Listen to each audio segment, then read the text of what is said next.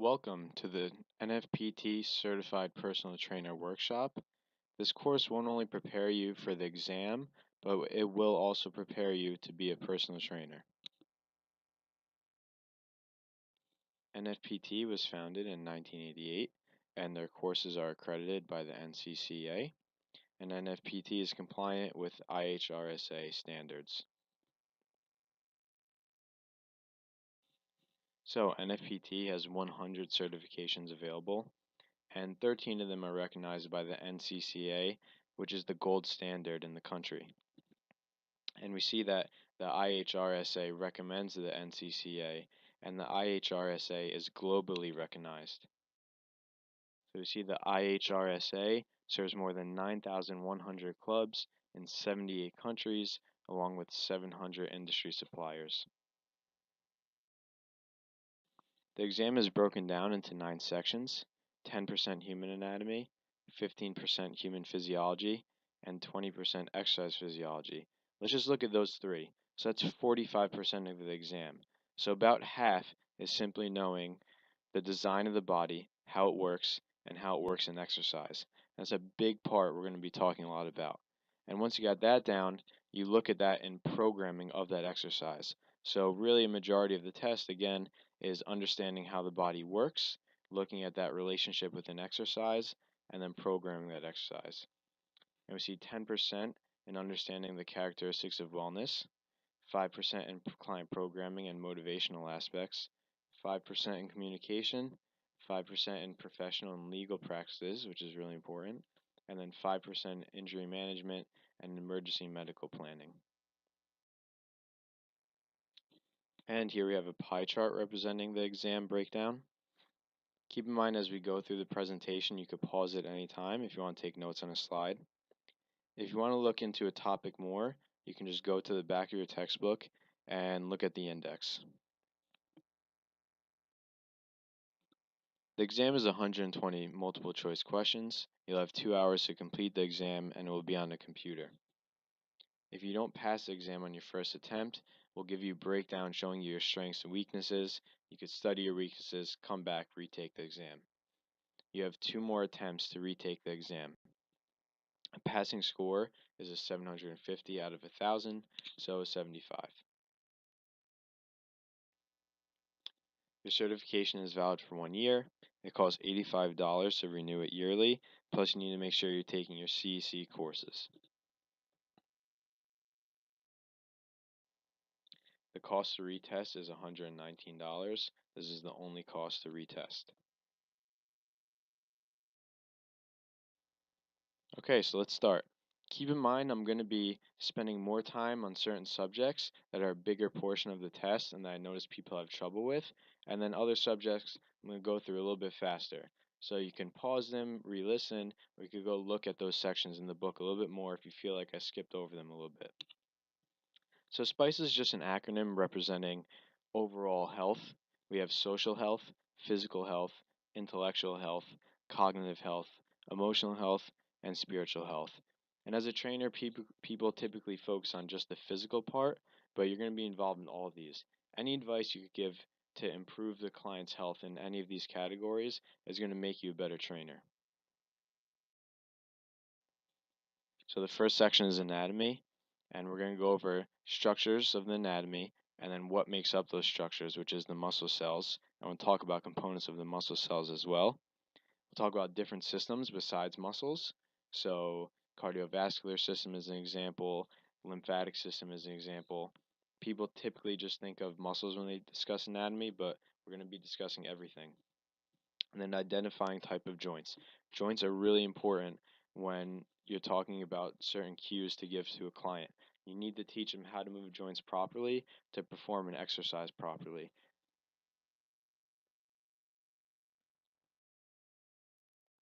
So let's start that. Okay, so you have 3 types of muscle tissue: skeletal, cardiac, and smooth. So skeletal muscle, you're going to be able to control this at your own will, whereas cardiac, it's involuntary. You can't. Cardiac, you're going to find in your heart. And then smooth, you're going to see that in your respiratory system, breathing, circulatory system, so those are your arteries and veins and capillaries, and then your digestive system. So the same way you could contract the muscle in your body, your heart's obviously contracting, you feel your heart beating. Your digestive system is contracting, right? Your small intestine, your stomach, they need to be able to contract and move food around in a certain way. And you don't obviously think about doing that, it happens automatically. And here you just see this slide elaborating on what I just discussed about voluntary versus involuntary contractions. Now, there are such things as involuntary skeletal contractions. That would be a reaction. And the way that works is you have a central nervous system and a peripheral nervous system, and that peripheral nervous system can kind of act on its own. So if I touch a hot stove, that signal doesn't always need to go all the way to the brain and then come all the way to the back. You actually have parts in your hand that can just automatically react or reflex to that hot stimulus. So that would be an example of an involuntary skeletal contraction. But when we talk about what you're typically doing, skeletal is going to be voluntary, the other two are going to be involuntary. So here you have the nervous system. This is going to control your whole entire body. You have the central nervous system, which is going to be your brain, parts of your spinal cord, and then that branches out into the peripheral nervous system. And within your peripheral nervous system, you have the autonomic nervous system. So like I talked about with the hot stove, that would be your autonomic nervous system. It lies within your peripheral nervous system. So just know central and peripheral, those are the big two. And then within the peripheral, you have the autonomic. Then we have the respiratory system. So this is your system for taking the air in from the atmosphere, and you're going to be extracting the oxygen and expelling CO2 with the system. And then that is going to help to create a certain blood environment, which we'll talk about later. And the cardiovascular system. So arteries are going to carry blood away from the heart, and then veins are going to carry blood to the heart. And it's important to know that arteries, which carry blood away from the heart, are going to be oxygenated. Okay, so this is going to be red blood. You see in the picture, the arterial picture has red, then the venous has blue.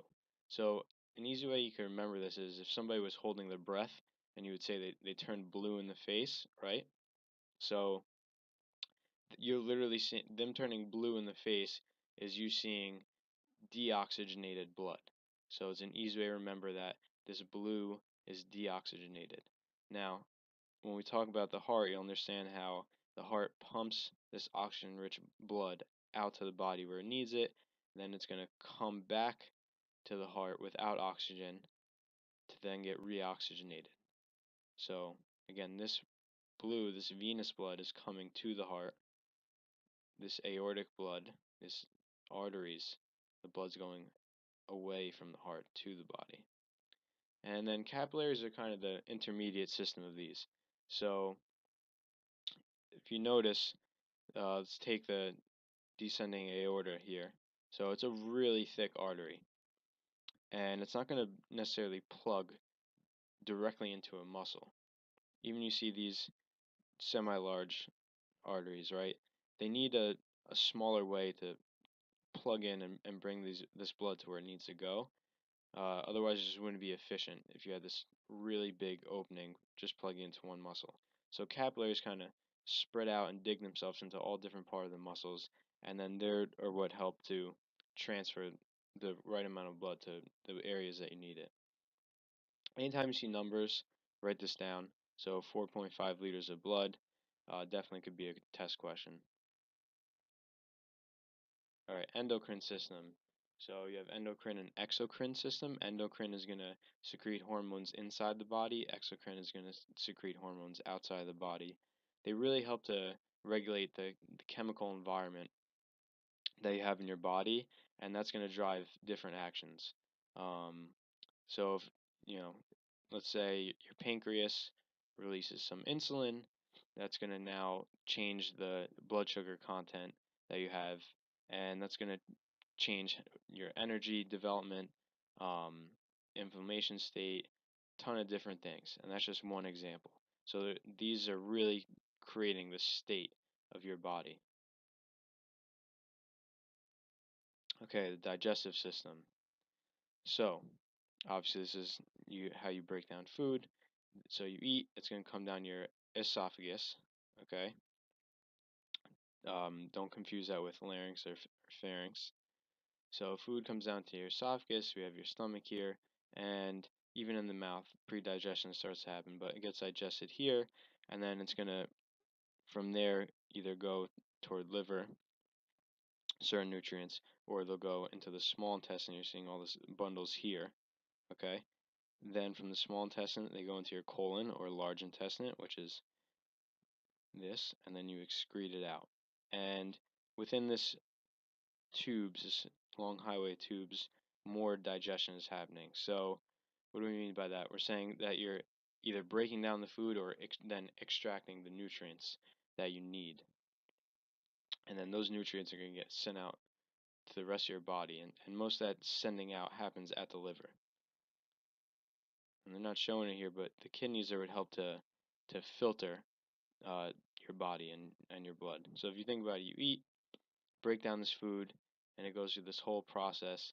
And now you got all these nutrients, um, sugar, proteins, fats, vitamins, minerals. Your body needs them. So now they need to get shuttled out through the circulatory system, and then your body can use it.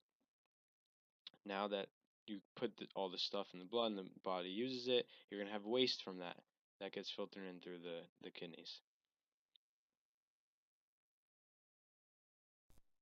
Okay, and then the skeletal system.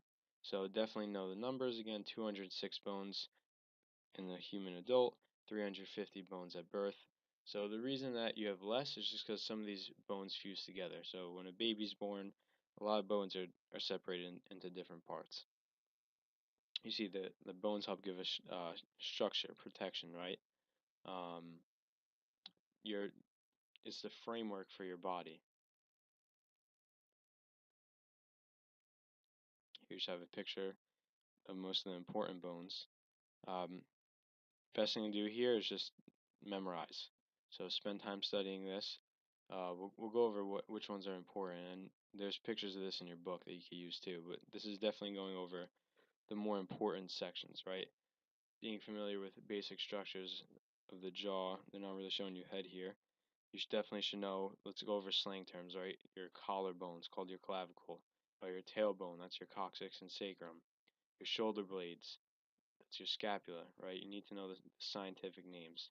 It's not your kneecap, it's your patella, right? These are all things that you're familiar with, maybe from a layman term, but you want to now know the anatomical names.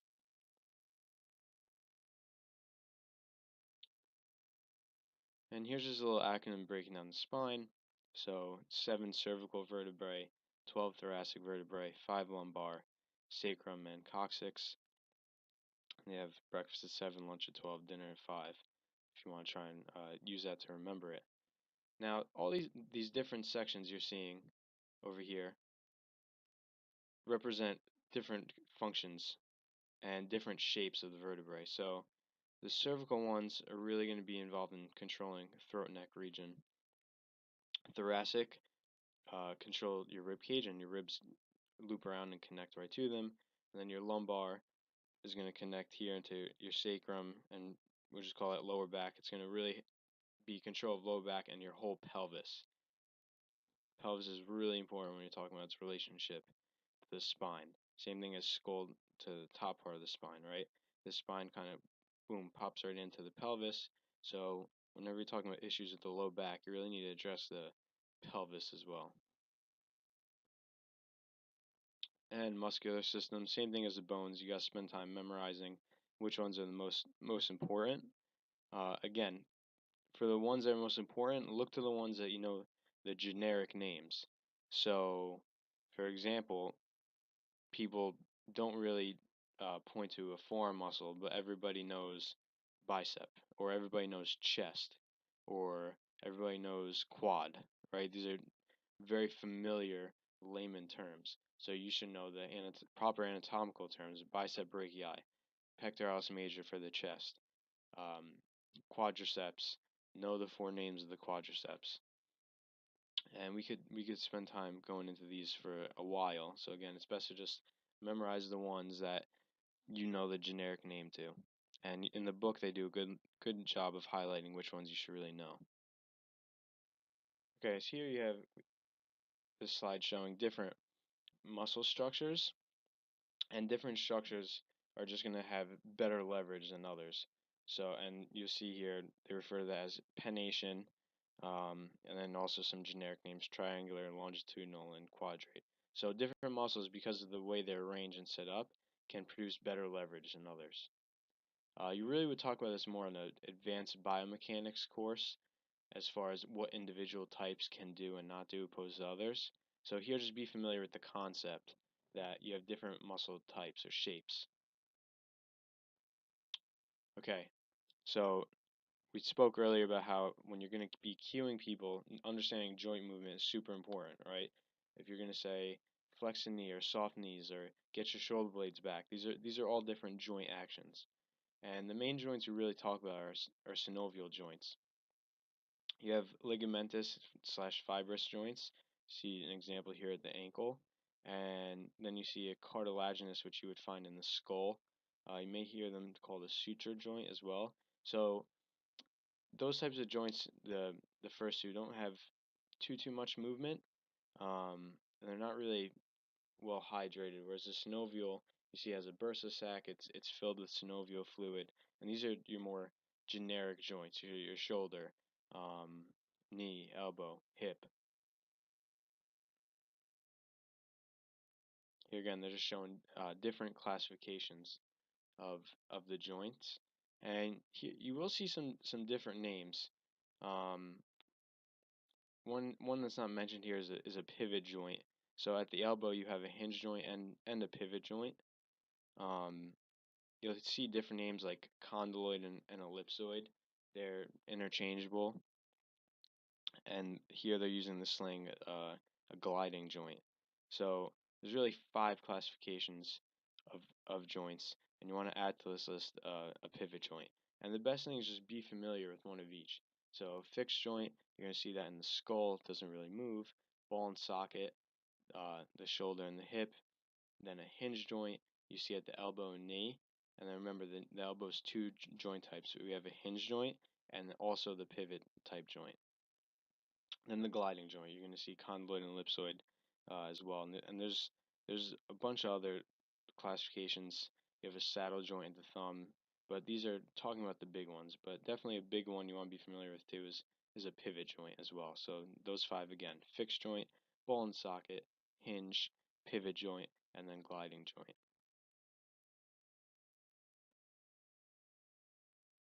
Here they're just showing a knee, and this would be an example of synovial joint.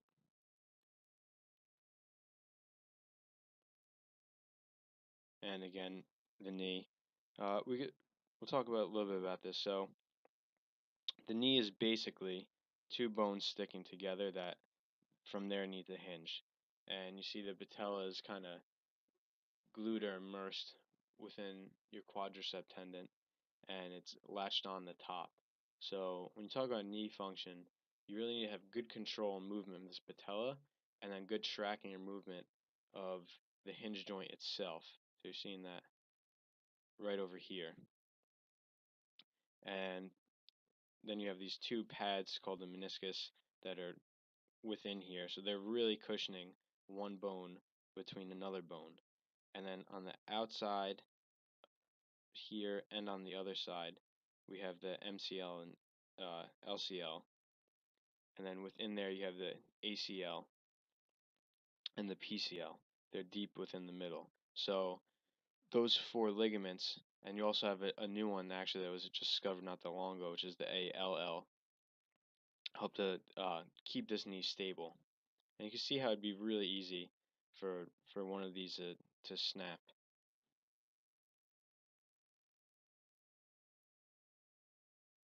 Here they're just showing the shoulder. You can see a lot going on here. There's so many different ligaments within the shoulder, and a lot of different aspects of it. When you talk about the shoulder joint, you don't just want to think about the part that someone would typically point to, which is right here when they're mentioning their shoulder.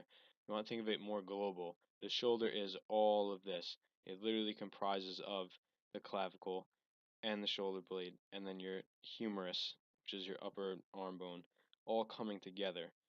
So we don't just look at this, we look at what's going on with the whole shoulder girdle when we talk about the shoulder.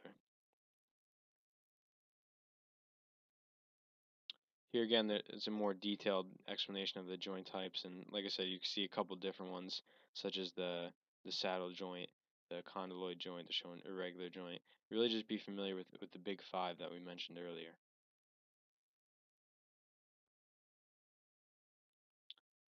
Okay, so now we're going to break off into physiology, so now this is looking at how the systems of the body actually work.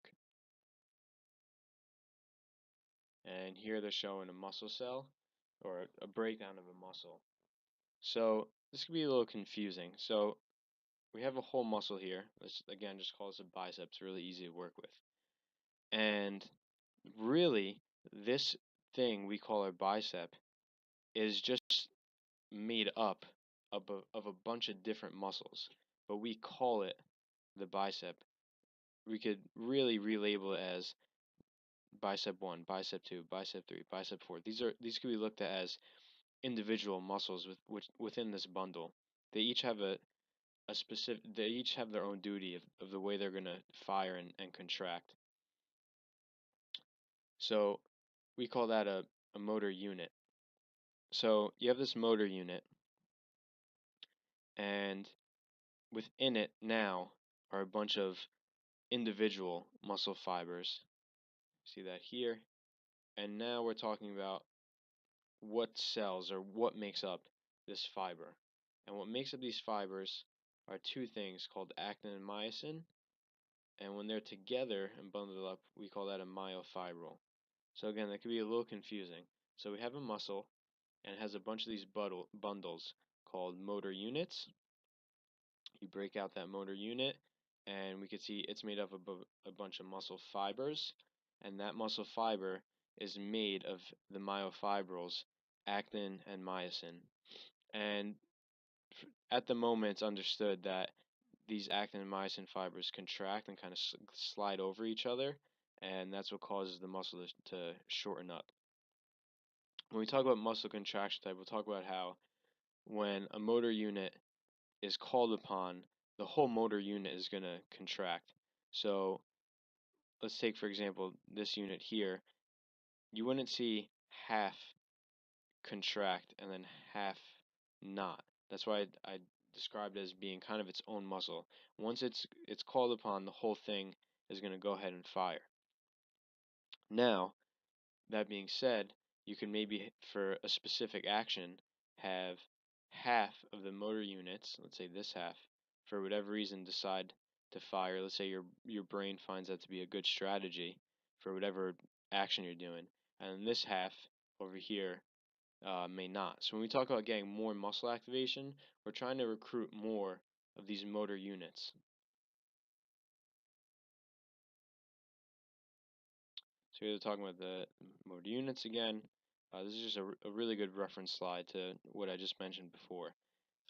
Within the muscle fibers, you have a mitochondria. This is just the powerhouse of each cell. This is going to help give it energy to contract.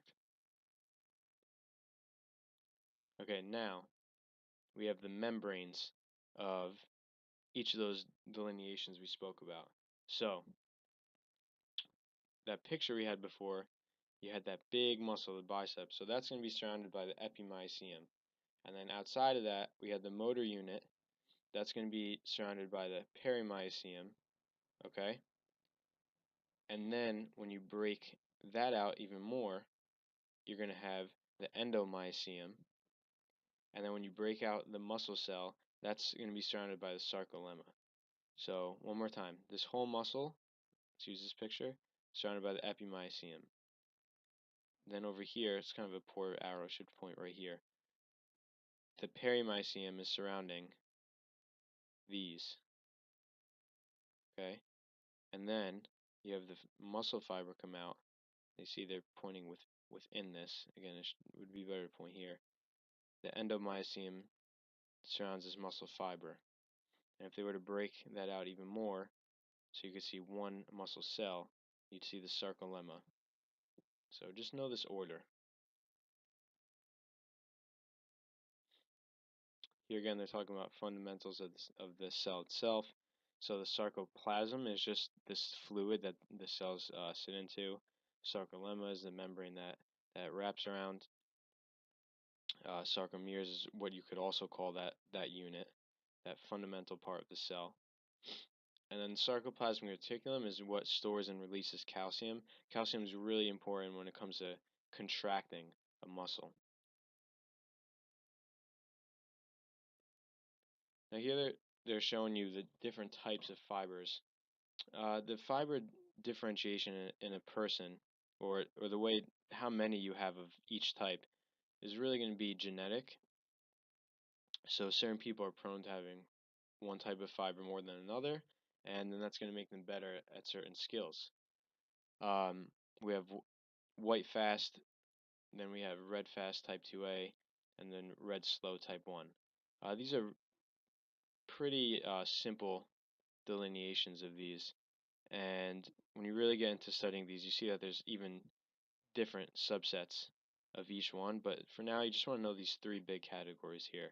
So the white fast are what help you to do a strong, quick contraction. So we talk about that with an activity that's a big burst. So lifting up a heavy object or a quick sprint. A longer distance sprint, you would see the intermediate or the middle one, the red fast type 2A, and then something slow like muscle endurance activities or jogging, cardiovascular activities. Typically, you're going to use that red slow.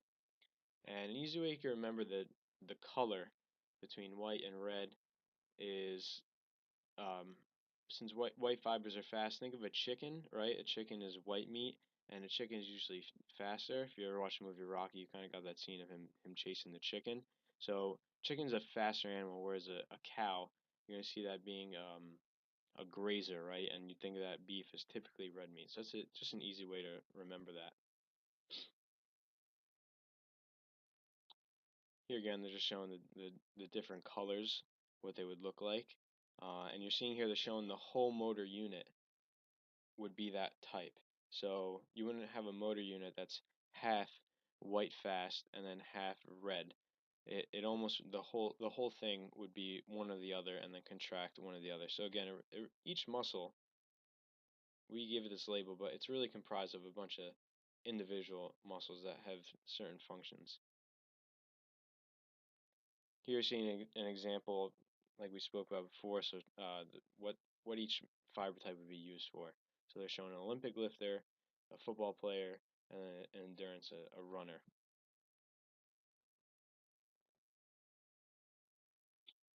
Now we're talking about the chemistry of each one.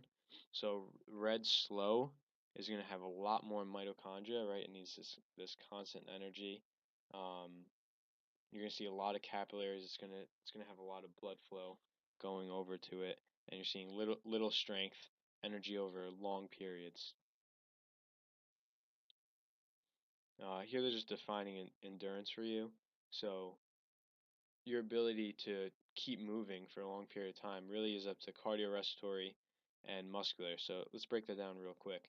So my muscles to do any dynamic long-term movement like a run need to keep contracting, keep contracting. Well, to do that, they need all the substrates for energy, and we'll talk about that when we talk about bioenergy systems. So the cardiovascular system and the respiratory system, which would be your heart, your lungs, and then your blood vessels, they all work together to help bring those nutrients to the muscles. So if your muscle isn't functioning right, maybe there's something you want to do to improve that, or maybe you need to directly train the other ones. Maybe your heart is the thing that needs more adaptation. Maybe it's your lungs, right? So you could do certain breathing exercises, and there's different prescriptions to try and target training uh, each one of those. Um, they call it lactate threshold training. So that's really going to work on the vascular system and the heart, maybe a little bit more than it would the lungs. Whereas certain other like things that let's say altitude training might push the lungs a little bit more.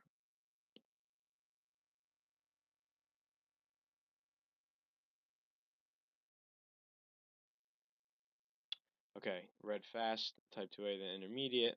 You're going to expect to see a chemistry and chemical environment that is in between both of those. So fair number of capillaries, used for moderately long activities, and they have a fair amount of strength. Here again, they're defining that for you. So this would be sustaining a decent force for, say, an intermediate amount of time. So a football player gets on the field, and it's not an action like just picking something up once. It's, let's say, a 30-second, 45-second play. So this would be intermediate. And then way fast. Few capillaries, right? They're going to be working quick. They're not even going to have time really to get too much blood flow going to them. They're going to contract really, really fast and be responsible for bursting really heavy, speedy activities. Here they're just talking about how motor unit recruitment works, and again we talked about that a little bit before. You're gonna be recruiting individual motor units, and they need energy to contract. If you can't do the movement with the amount of motor units you have contracted at one time, your nervous system is going to try to pull on more or contract more. And as one motor unit fails, then other motor units are going to have to try and kick in to help you. Okay, so we have static and dynamic strength. So static is going to be really independent of time and movement. We're just looking at how much force somebody can generate. Whereas dynamic, there's a certain uh, time and distance involved. So time and distance can give you speed. Now, obviously, static activities, I said time isn't really involved, but you could look at how long someone can statically do something. But just keep in mind, dynamic is referring to movement. Static is referring to non-movement.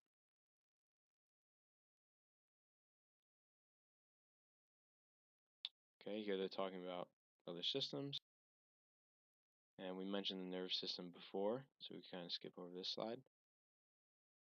Okay, so just like with the muscular system, then we had to talk about the muscle cells and how they're broken down.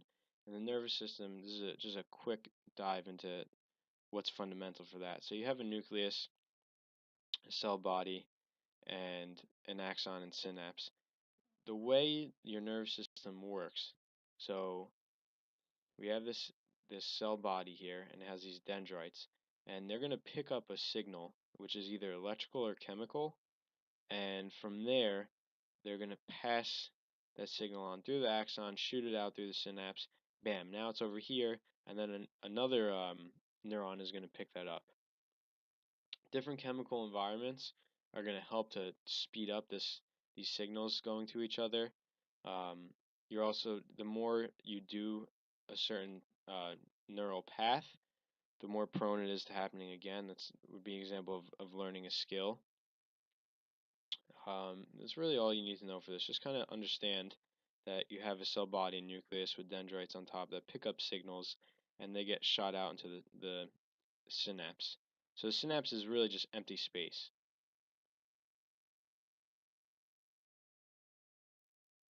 Now, those nerves are going to innervate or attach into muscles, and they're going to help to obviously make it contract. Your nervous system is in charge of everything. Here they're showing that again. So they're showing what it looks like when the nervous system innervates a certain motor unit. And again, they're showing you this anatomical picture of the cell. We could really quick recap here. So as far as the fascial layers are going to surround this, so you have the epimysium, okay, then the perimysium, endomysium, sarcolemma.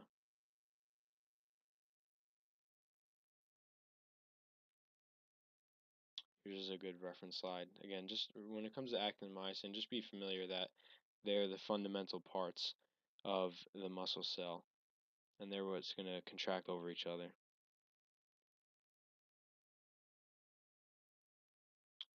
Again, some reiteration of what we spoke about.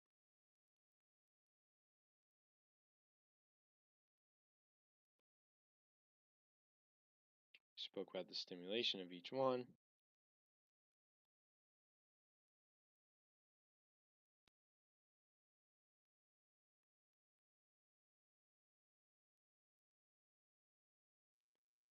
Okay, so again here, this is showing you some important muscles. Really just take the time to memorize these and look in your book.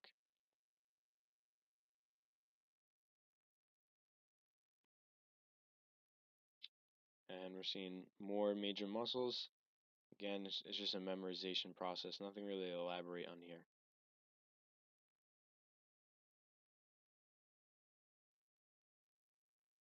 Okay, so let's talk about the quad a little bit. So we have four quad muscles: the vastus medialis, vastus lateralis, vastus intermedialis, and then the rectus femoris. The reason the rectus femoris has a different name is because it's involved in hip flexion. So the three, the vastus medialis, lateralis, intermedialis, attach from the femur, your thigh bone, to then the front of your shin, your tibia. So when they contract, they're just going to move the knee. They're only involved from here to here. Now imagine we attach the rectus femoris from here all the way up to the hip. So when it contracts, it's going to play a role in moving the hip also.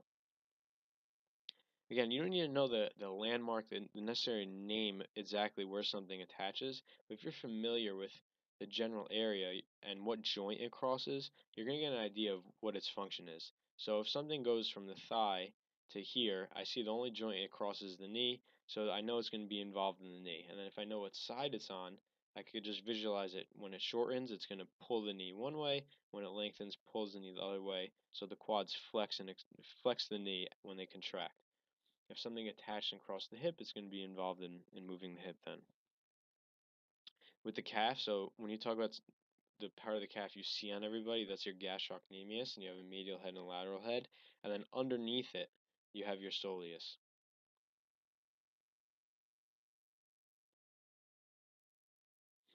So here again, they're showing different parts of the quad. Here they're showing different parts of the hamstring.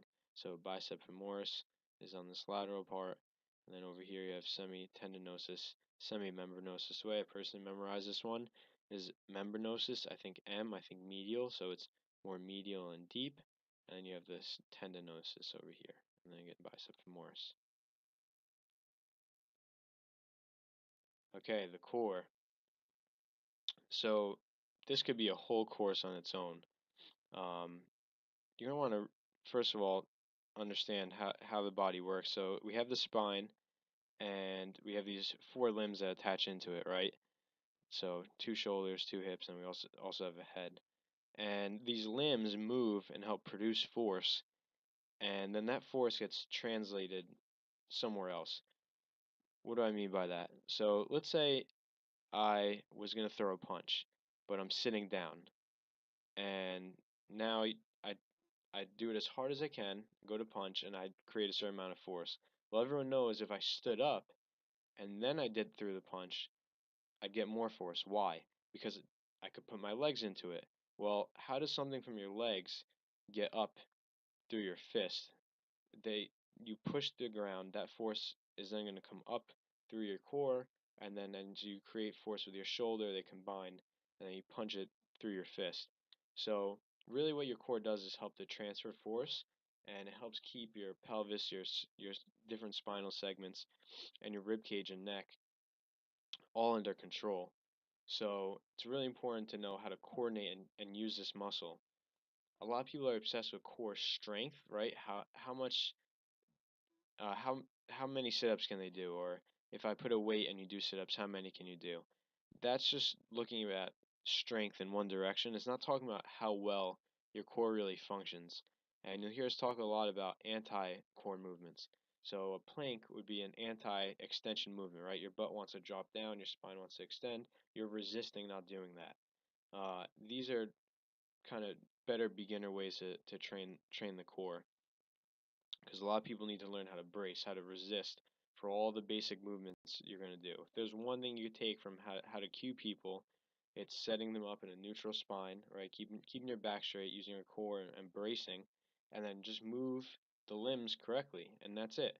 So if you understand how to get someone's posture set up correctly for an exercise that's sharing force most optimally, and then you teach them how to move the limbs correctly, a big part of your job is done there. Talking about posture alignment. You're going to see very typical things come out all the time, different compensation patterns. One hip's shot out to the side, and then the shoulders dropped, and then one muscle, because that's going to have an increased tone, another one's going to have decreased tone. And here at the upper cross syndrome and lower cross syndrome, they're just going over a typical compensation pattern you would see in someone. And the more experience you get, you're just going to see really similar things all the time.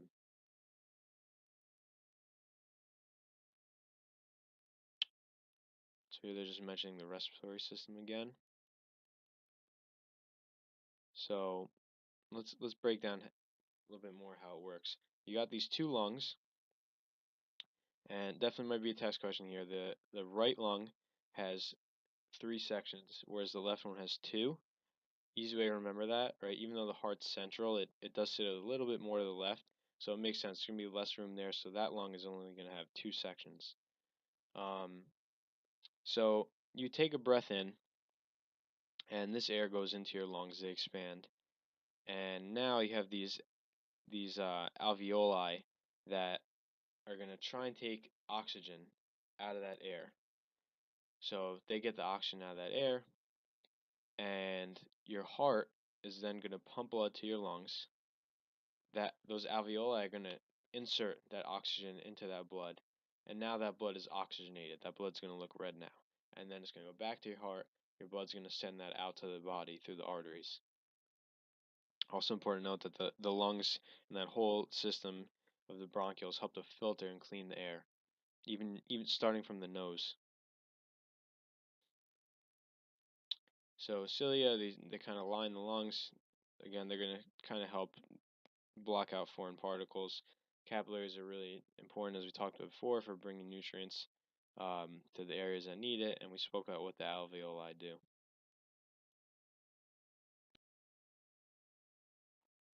Okay, so then cardiorespiratory system. Again, it works directly in conjunction with the lungs. We saw this picture before. All right, so the heart. Let's go over how it works. So blood comes to the heart through the veins, and it's going to come into the right atrium first. So the heart's broken up into 4 sections. 2 atria, 2 ventricles. Right, left, right, left. Again, picture it as looking at it from behind as if it was your own heart. So blood comes in, goes to the right atrium, then it's going to go to the right ventricle, and from here it's going to get pumped out into the lungs. Goes to the lungs, comes back over here through the left atria, to the left ventricle, and then gets pushed out into the body. Showing that again. So it enters into the right side. This blood is going to be deoxygenated. It's going to get sent out to the lungs, come back to the left side, and then it's going to be oxygenated.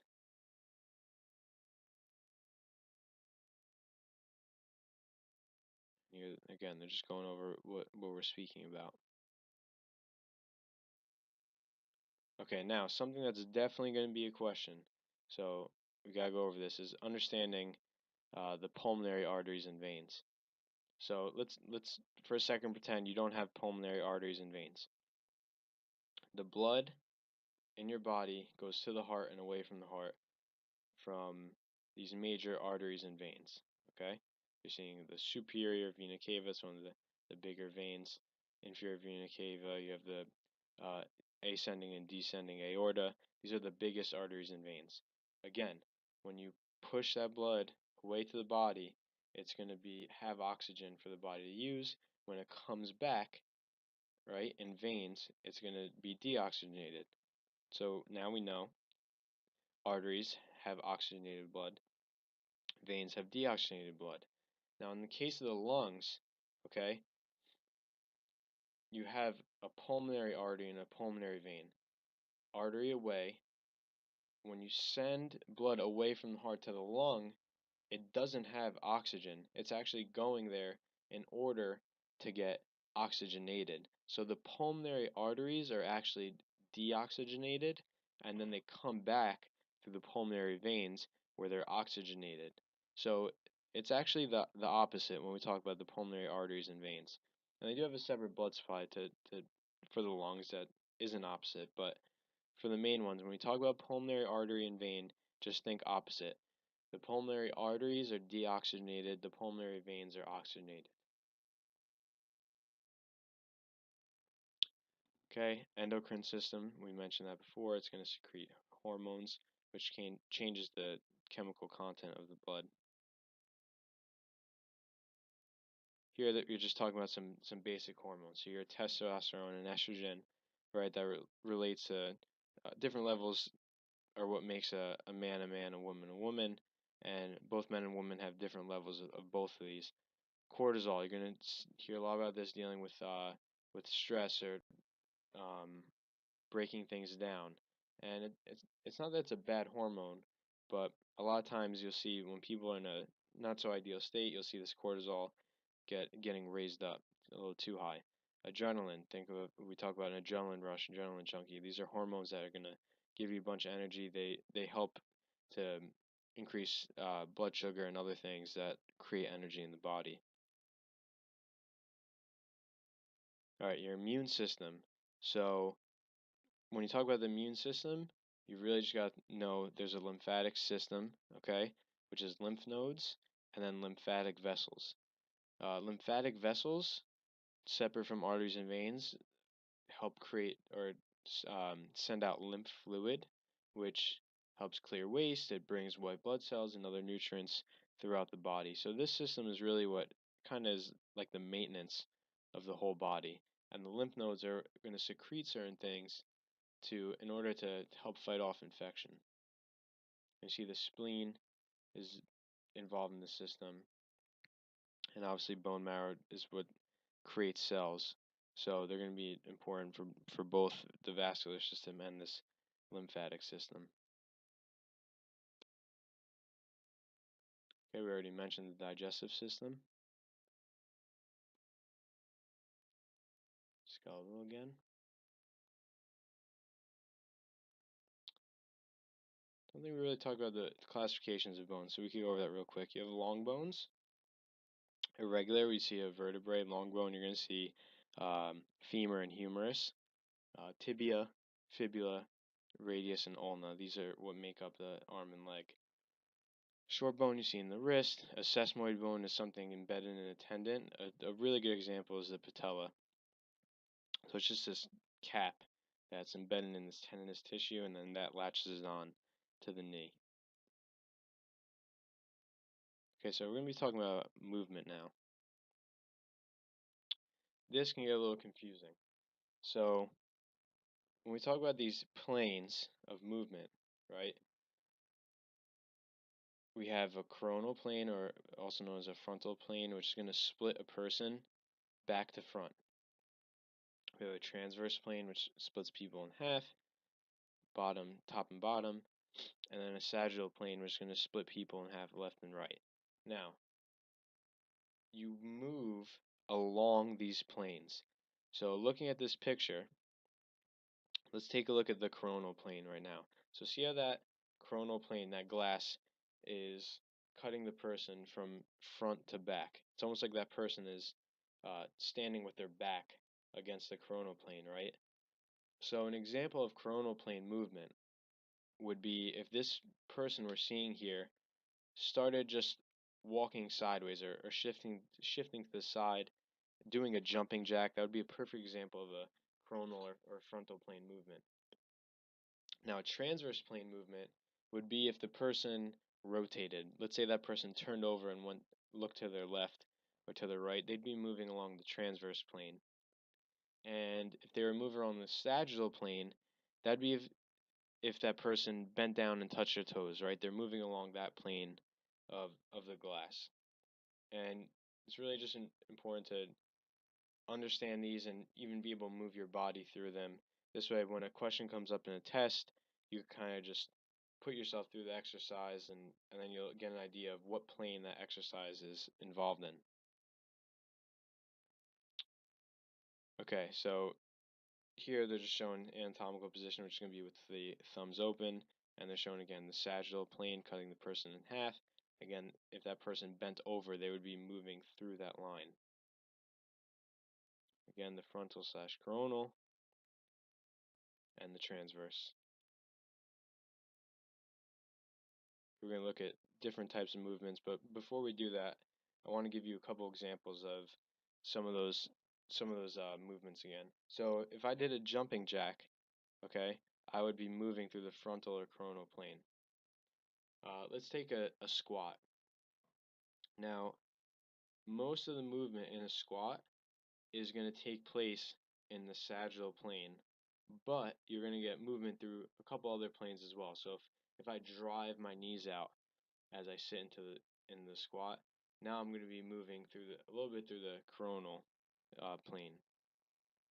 Another trick that you might see that might come up in the test is changing the position of the body movement. So if I'm doing a bench press and the person's laying down, don't visualize them as laying on their back. Just think of them pushing with their arms, okay? So this person doing the action of pushing through their arms is going to be moving mainly through the sagittal plane. And there's a couple other planes involved in there as well, but that's going to be mainly sagittal.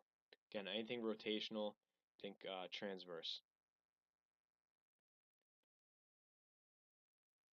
Okay, so muscles contract like we talked about, and they contract to perform different actions, but mainly they're going to either move a joint or try to resist moving a joint.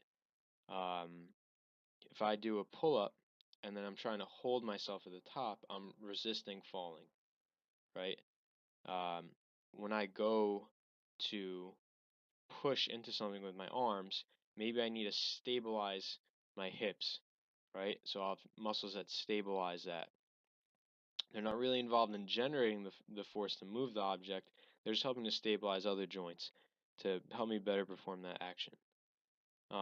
So an agonist muscle is going to be the one that's the prime mover. Let's look at a push-up. So an agonist in a push-up is going to be your chest or your pectoralis major. Okay. Then a synergist is one that helps those big muscles work. So we could call the tricep an agonist or a synergist, but for the sake of example, let's say the pec is the prime mover, and then let's say that the tricep is helping that pec to push that weight as well. We'd call that a synergist. And then the rotator cuff, the shoulder, would be stabilizing. An antagonist would be the the the lats or the back. They would normally do the opposite action of the movement. This is a little confusing though, because it's not exactly like that. Even the antagonist muscles help to stabilize. They're never really not doing anything. If you saw someone doing a bicep curl, we would call the tricep the antagonist. However, if you would look, that person's tricep would still be a little bit active. It's still helping to stabilize movement at the elbow just a bit. Now, if it was really turned on and active, obviously it's going to be doing the opposite. Instead of you want flexing your arm, that muscle is going to be pulling that arm away. So just think antagonist is always on the opposite side, does the opposite action. Okay, anabolism, so that's just the creation of tissue, and then catabolism is the breakdown of tissue. When you're in an anabolic state, it just means more tissue building is happening than breaking down. It doesn't mean only tissue building is happening. So at any time, you have all these anabolic building and then catabolic breaking down processes going on in your body. When you're building muscle, when you're building hair, anabolic. When you're burning fat or sugar for energy, when cells die, right? That's catabolism. All different kinds of examples. Here they're just showing pairs you're seeing in a run. So they're showing the quad being active in one portion and the hamstring in another. Okay, so like I spoke about, joint movement is super important, so you really should understand that well. When something is flexing, that means the joint angle is decreasing, okay? And when it's extending, it is increasing. So, and you're always gonna, that's always relative to rest. Obviously over here, this is a really big angle, right? And then this is a small angle, and you would get a little confused. You'd be like, how is this flexion? But we're talking about from the start position, right? The elbow doesn't bend back this way. It only goes here. So from this start position, it can flex, that angle can decrease or extend, increase. So this is a 180-degree position. Right here would be 90. This is about 45-degree position. So this is flexion of the elbow. And here you see she's also then extending it, straightening. You have flexion at the elbow, you have flexion at the knee, you have flexion at the hip, you have flexion at the shoulder. The big ones are the elbow and knee. Okay, body positions prone and supine. So supine is face up, prone is face down. These can also be an action or a verb. So again, this would be an adjective. We're describing a position, prone or supine. You can then also pronate or supinate, which is the act of going into a direction where you're starting to turn over face down, or supinate, you're starting to go into the direction of face up. Again, we're seeing it with the palm. The wrist doesn't actually pronate or supinate. It actually comes from the elbow, and that, like I spoke about with the elbow being a hinge joint and a pivot joint. When you turn your palm up and down, that's coming from the elbow. All right, hand position, you're seeing an alternated position and a pronated position. That alternated position is done a lot because people can hold more weight. To be honest, not the greatest thing for you. You're very prone to tearing a bicep. On top of that, if you have people lifting like that, their whole upper chain is completely different now, right? So when one hand, the left hand, is externally rotated, the other is internally rotated, that's going to change the way the shoulder blades may sit. Another thing with that, because it has to do with the angle at which people's elbow attaches, you can even see it here. So the elbow and wrist are directly over each other on this side, whereas here they're not. They're kind of angled off. So now this weight is going to pull this client's center of mass over into this direction. And then over time, this can create either an imbalance or it's just going to stress one side out a lot. So really try to stay away from this mixed grip. An alternative to that, if you have a serious lifter, would be learning a hook grip, which Olympic lifters use. In the beginning, it's a little tough, but once you do some tweaks, it's really not that bad. Okay, adduction, abduction. In the physical therapy world, you would hear them refer to this as adduction and abduction because they sound really similar. So adduct, you're adding toward the center. Abduct, abducting, right? You're taking away. So you see in the abduction, your legs going away. Adducting, it's coming toward the center. Here they're showing the side. Okay, so the shoulder blades have the ability to protract and retract. Okay, rotation. So you see here his whole body, mainly the pelvis, is rotating one direction, right? The shoulder joint and the hip joint can rotate also within in the socket. So rotation implies staying in one plane and then swiveling, whereas circumduction, you're swiveling around the plane itself. And you see that at the hip and the shoulder. All right, moving to the ankle. So the ankle, you may go and try to make an ankle circle, right? You can't actually do that. It's just a combination of these four. And the tibia can rotate a little bit on the ankle joint, but we won't go into that. So you have dorsine and plantar flexion, which is dorsiflexion pointing the toe up, plantar flexion pointing, or I shouldn't say toe, but ankle, and then plantar flexion pointing the ankle down. And then inversion and eversion describes which way you're pointing your heel. We have another picture. So here you see with eversion, the bottom of the shoe is, or bottom of the foot is pointed out, and then eversion, the bottom of the shoe is pointed in.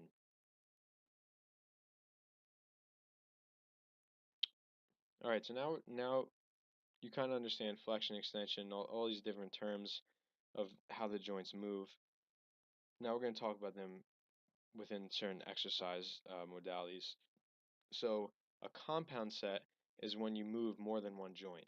So we see in the squat, the knees need to flex. The ankle needs to flex a little bit. The hip is going to flex. More than one joint is working. Similar with the lat pull down, okay? The elbow is going to flex. You're going to get some, we'll call that abduction and flexion of the shoulder. And then you're going to also get some retraction of the shoulder blade. So a lot of things going on with those movements. Isolation movement, one joint is moving. So technically, right, this person's doing a tricep pushdown. You could say, oh, they're training their tricep. You could also just say training extension of the joint. They're just training extension of the elbow joint, and that happens to activate the tricep mainly when you do that. So that's an isolation movement, training one joint, which is typically going to train less muscles. Compound is training multiple joints, going to train more muscles or stimulate more muscles. All right, a superset is when you do antagonistic movements. Again, we talk about that as muscles have different functions. So chest and back, biceps, triceps, training opposite sides when you do a superset. So in this example here, this client would be doing a circuit of 2 sets. They would do their chest press, and then they'd flip around and do their row, and then maybe they do a stretch and go again and do 3 rounds of that. Compound set is when you train the same muscle groups or you're training toward the same direction. So here, this is all pulling action with the shoulder joint and arms. One is just vertical, one's horizontal, but they're really training the similar muscle groups. So that'd be called a compound set. Again, this guy would do the pull down, he would then do the row, and that would be his set. Maybe he does 3 sets of that. So obviously here, it's gonna be a little bit harder because you're training the same group. They're gonna get more fatigued. Whereas with the superset, it's still tough, but not as taxing as a compound set. All right, so a ballistic movement is just really referring to explosive. There's ballistic stretching, ballistic training, as you've seen with an Olympic lift. It's just a lot of movement, short duration of time. And we're going to look at those now from the cellular. So concentric, eccentric, isometric, isokinetic. What are all these?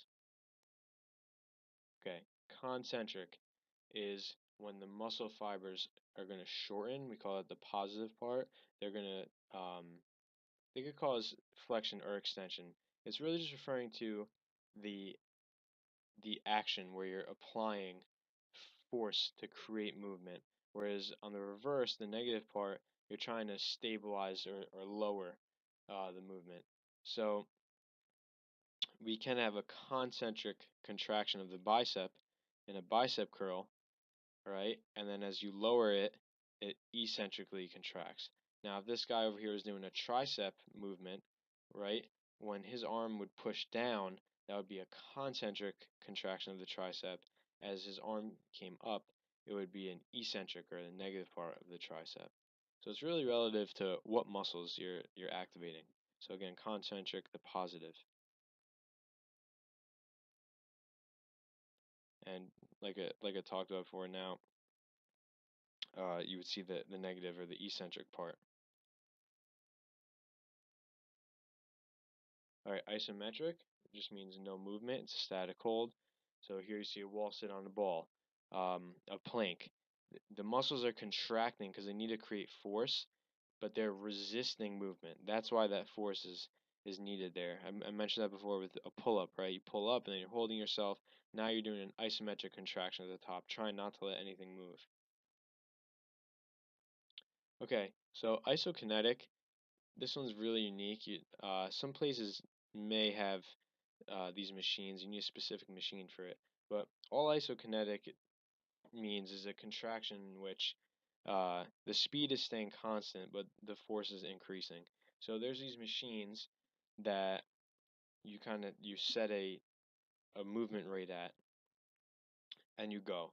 And the harder you push into the machine, it still moves at the same speed. Okay, so your joints are moving at a certain speed, but you may be trying harder at certain parts than at others.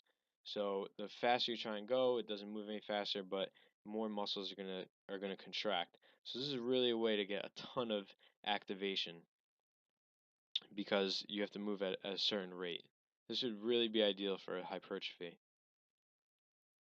And hypertrophy is the building of muscle. Isotonic, it's really just referring to all the basic concentric eccentric moves we talk about, a bicep curl, all basic movements in the gym are isotonic contractions, and then isometric are all movements in the gym you do while holding. So the big ones to know are isotonic and isometric. Okay, so the next section is going to be nutrition.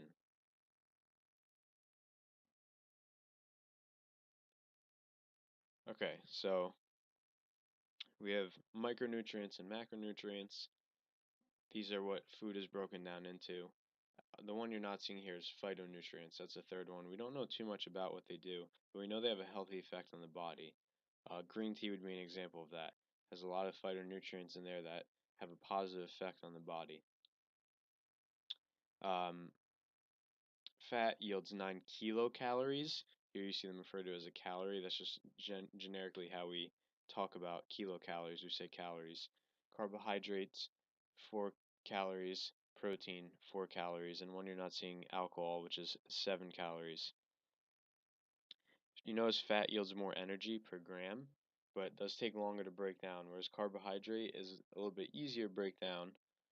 Your body really likes using carbohydrates for energy, but it will yield a little less per gram. That's really important when we talk about the energy systems. Okay, so we have water soluble and insoluble vitamins and minerals. And minerals especially are important when we talk about the fluid status of the body. And you see here they mention electrolytes. So these are just certain minerals or salts which regulate how fluid is in your body. So you might hear about a sodium potassium pump. This difference in sodium and potassium on one side of a membrane helps regulate fluid movement in the body. So it's really about the ratio and the quantity of electrolytes in your body when you talk about hydration, not all about just having water. So let's take a carbohydrate example like a sweet potato. So we would call a sweet potato a high carbohydrate food. It's mainly made up of carbohydrate. If I said it was a complex carbohydrate, which it is, that means it contains a good amount of fiber and sugar. So that the sugar in that sweet potato won't get broken down and hit your bloodstream as fast as something that would be a simple carbohydrate like a candy bar or a candy cane would be an even better example, which is just all sugar, no fiber. So saying a complex sugar or simple sugar like you see on the slide is kind of a poor labeling. It would be a complex carbohydrate or a simple carbohydrate, and those will consist of either different ratios of sugar and fiber. And if you think about it, if you have more stuff, right, more fiber, which doesn't really yield any calories, your body can't break it down, so it's just essentially extra stuff going through the body that doesn't yield any energy, so you can't really gain weight from it, but it has a function. If you have more stuff your body needs to break down, well, it's not going to be able to get to the sugar as fast. And then that sugar won't get into your bloodstream as quickly. And we'll talk about with the energy stuff how that's really important when you talk about weight loss or performance, understanding what you want to be eating for certain goals.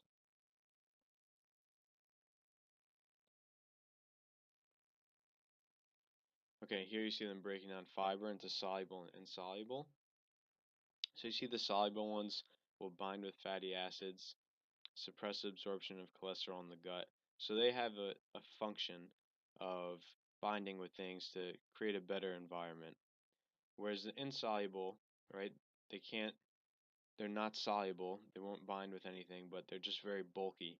So they just help with movement throughout the digestive tract. Almost imagine if you had a giant sponge going through your intestines that doesn't get broken down, but as it moves, it's pulling stuff with it. It's cleaning everything out. So, good analogy for that.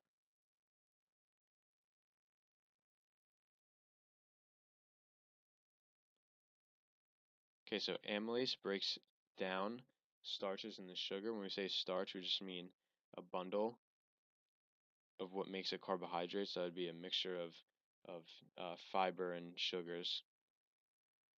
Gets broken down.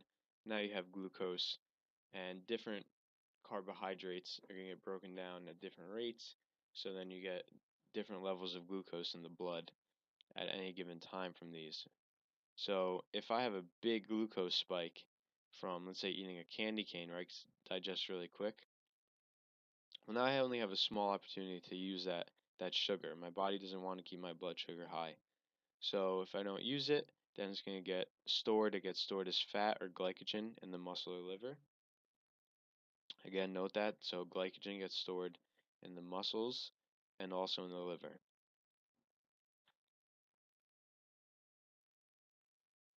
Remember we talked about in the digestive section in anatomy, the liver is really important for distributing nutrients. So you're just seeing that here, after it get broken down, the liver would be pumping it out into the bloodstream.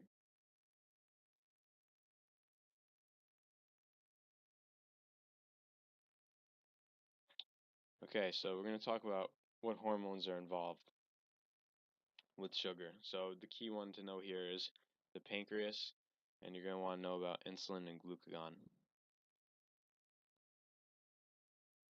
So the pancreas is going to secrete this insulin when your sugar is high. You have a lot of glucose in the blood. And this insulin is what helps transfer it out of the bloodstream. And again, it can either store that glucose into the muscle or liver as glycogen. We'll talk about what glycogen does later. Or you would store that glucose as fat. So you have these beta cells in the pancreas. They're what are responsible for secreting insulin. And then we have alpha cells, and they secrete glucagon, which does the opposite job. So you secrete insulin when your blood sugar is high. When your blood sugar is low and your body wants more sugar in the bloodstream, it's going to secrete glucagon.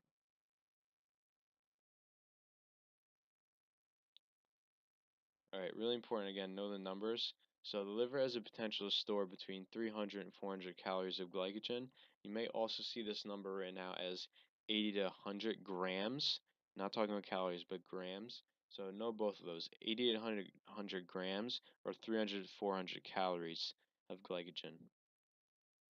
Now, the bigger of a person you are, the more muscle you have, the more potential you have to store this glycogen.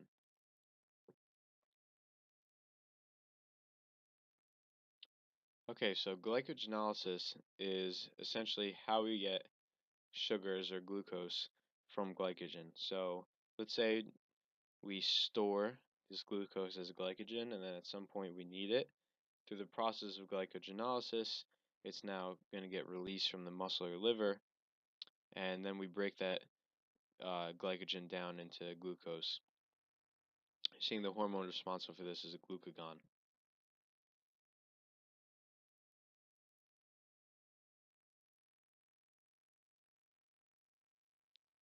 Okay, again, they're showing you storage potential of the liver.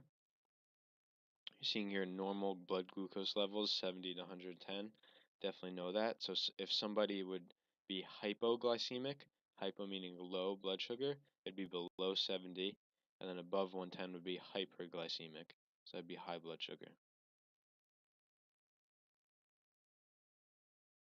Okay, so gluconeogenesis. This is very important when we talk about the bioenergy systems. So we need sugar in the body, and we like to have it at a specific level. Let's say for some reason you're working out and there's a high demand for this glucose to do feats of energy. Well, you're going to need to get glucose from somewhere, and you can't always get it right away from your glycogen stores or your sugar in the bloodstream. So gluconeogenesis is essentially just getting glucose from other substrates such as protein or fat.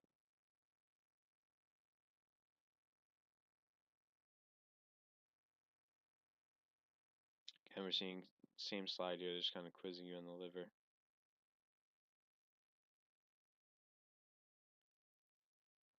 Okay, so glycemic load just refers to how much sugar is going to be impacting the body.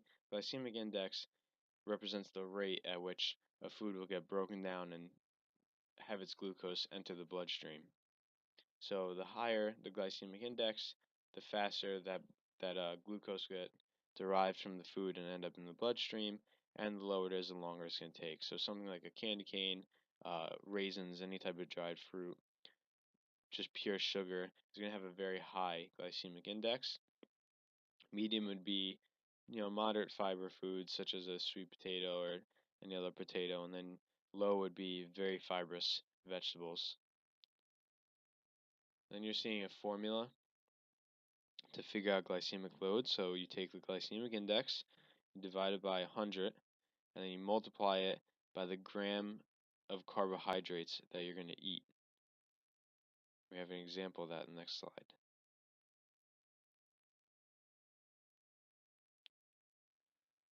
So here, the glycemic index of a food, let's say it was a potato, was 62, and you divide it by 100, you get 0.62. Now you're going to take the net carbs. So what do we mean by that? If something has 26 carbs, but it has 1 gram of fiber, well, that fiber doesn't count. So we want to subtract that. So you see that's what they did over here. So they got 26.13 is the amount of carbohydrate within that food that's relevant, and you go ahead and you multiply that times the 0.62, and that gives you your glycemic load.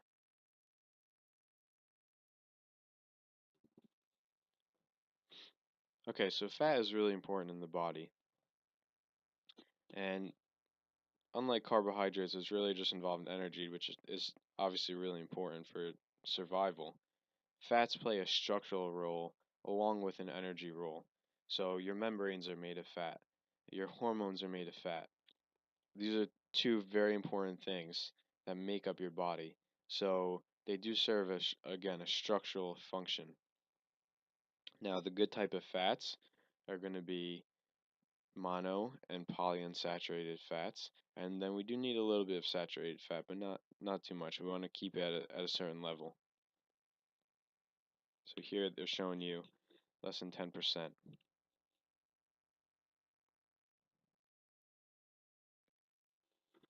Alright, for the test, if you see bile, just think fat. Okay? Anytime you see bile, you're going to associate that with fat as an answer. So bile is responsible for breaking down fat.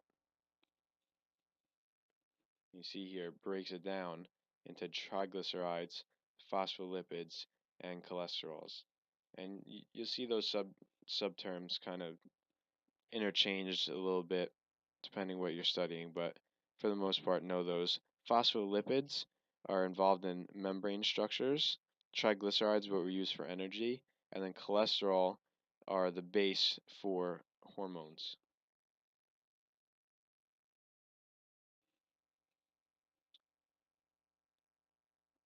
So again, you see this breakdown over here. Like we talked about, the triglycerides broken down to fatty acids and glycerol. They get used for energy. Phospholipids, membrane formation, and then cholesterol, HDL, LDL, VDL.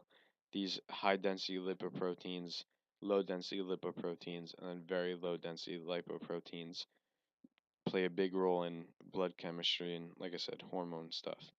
HDL is known generically as the good cholesterol type, and then LDL and VDL are known generically as the bad cholesterol type. The high density lipoprotein has this ability to pull things with it, especially pull those low density uh, lipids.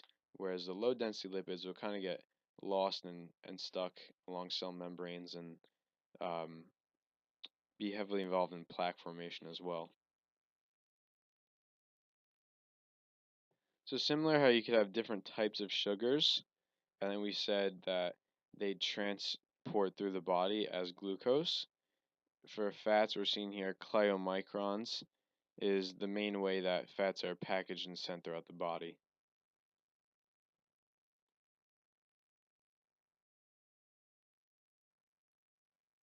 Okay, so what this slide is showing is that if you break down fat, then before they get sent out to the area in the body that needs it, they're first going to go to the liver for processing, and then that liver is going to then send it to the body parts that need energy. So you see, your liver is always the medium for nutrients.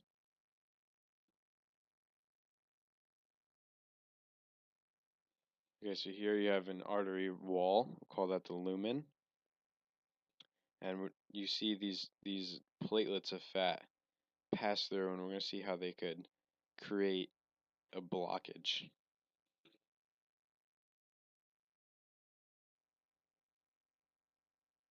Again, now you just see phospholipids passing through.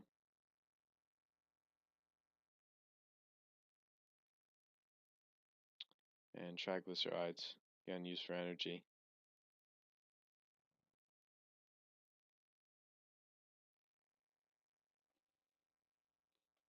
Alright, so the high density and low density lipoproteins, again the lower density ones are going to be involved in plaque formation, and the high density ones are too, but kind of the opposite role of helping to clear things. And you see they're involved, like I said, in steroidal hormone creation and muscle synthesis. And we say they're essential fats because the body cannot synthesize them on their own.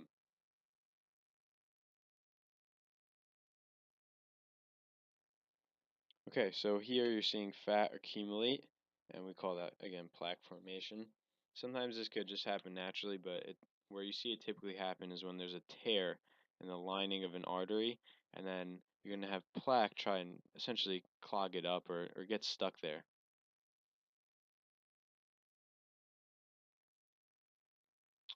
Here they're just showing another picture of that.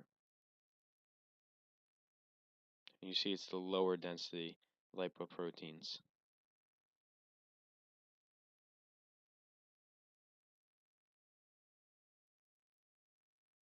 They're showing you a more detailed picture. You notice how when they get clogged in, there's still a membrane around it. They kind of get submerged into the wall of the lumen. You see here now, it's harder for those giant red blood cells to be able to pass through.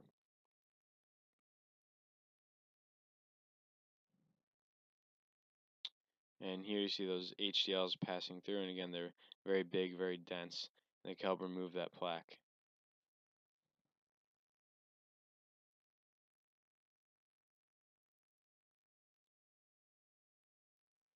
Okay, so just like we talked about with fat, you want to think bile.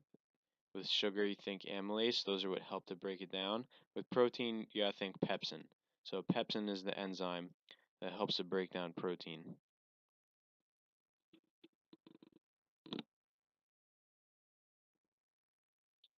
So proteins are made up of amino acids. There's 9 essential ones, and then about 22 other non-essential ones because your body can create them. And it's really important that we get all these essential amino acids in our diet. So when we say that a protein is complete, what we mean is that it has all the essential amino acids in it.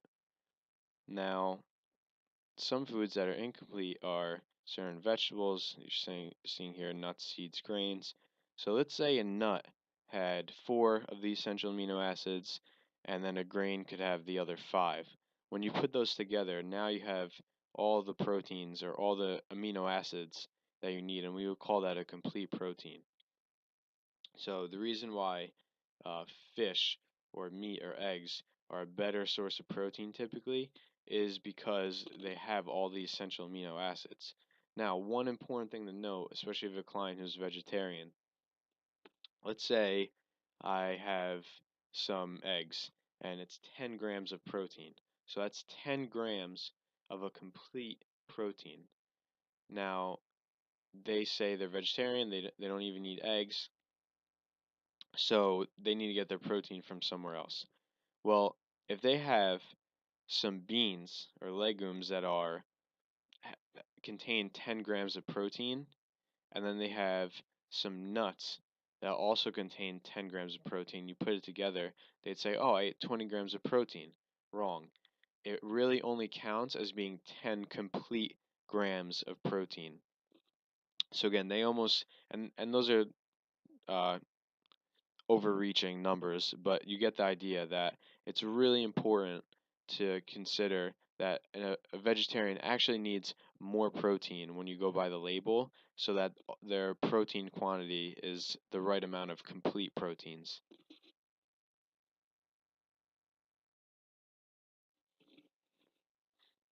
Okay, so again, there's 9 essential amino acids. One is in here just because it was discovered not that long ago. So a good acronym to remember them is TT-HIL MVP. So we got threonine, tryptophan, histamine, isoleucine, leucine, lysine, methionine, valine, and then phenylalanine. And you're seeing they're showing the BCAAs over here. So what are the BCAAs? The BCAAs, branch chain amino acids, are just what muscles are made up of.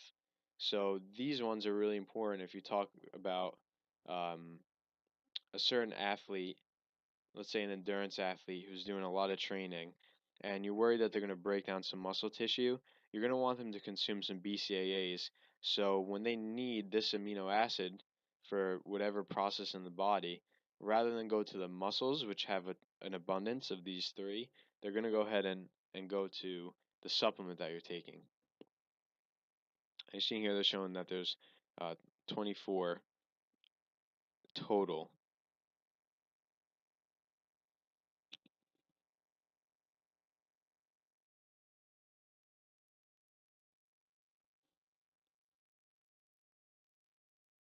Okay, so essentially what amino acids do is help to create proteins, which we then use to build tissues and other things in the body. And that's the main function.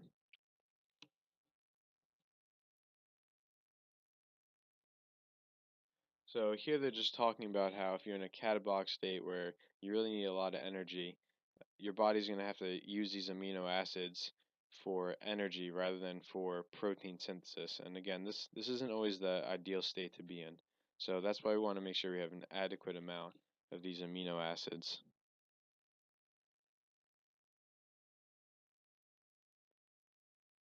Here they're just showing you a muscle cell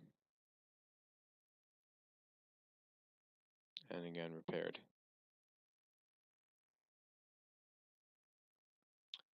Okay, how much protein is needed?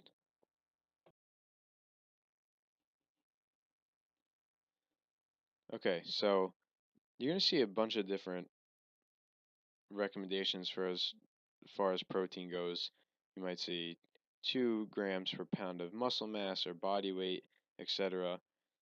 The key thing here is number one, as a trainer, you're not giving nutrition advice. And number two, everybody's different. So you really want to have someone who's an expert on this. Everyone has a different biochemistry, a different um, anatomical makeup. So each case is going to be different, but it's not a bad idea to have numbers or a framework to start from. We talked about catabolism, anabolism much earlier, and then maintenance. So again, these heavily relate to how much protein or amino acids you have in the body. So when you're excreting more stuff than you're injected, because it means you're breaking more things down, you're catabolic. When you have an equal amount, you're maintenance. And again, if you're excreting less than what you intake, you're anabolic. You're building more tissues than you're breaking down.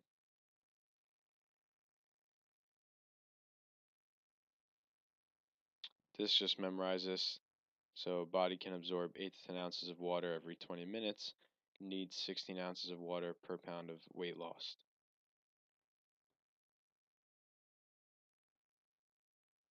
So this is really interesting here. So obviously we know your body's a big chunk of water, 60%. Even the brain is essentially just made up of fat, water, and sugar, and yet we have no idea how it works. And you see the body loses a lot of water at 2% hydration, excuse me, 2% dehydration. The body's work capacity decreases by 12 to 15%. So think about how important that is. Your performance can decline by 15% by just having a 2% dehydration state. This again shows you how essential water is when you're talking about performance. So it's really important to educate your clients not only about drinking water, but having the right minerals in there so they have the electrolytes they need.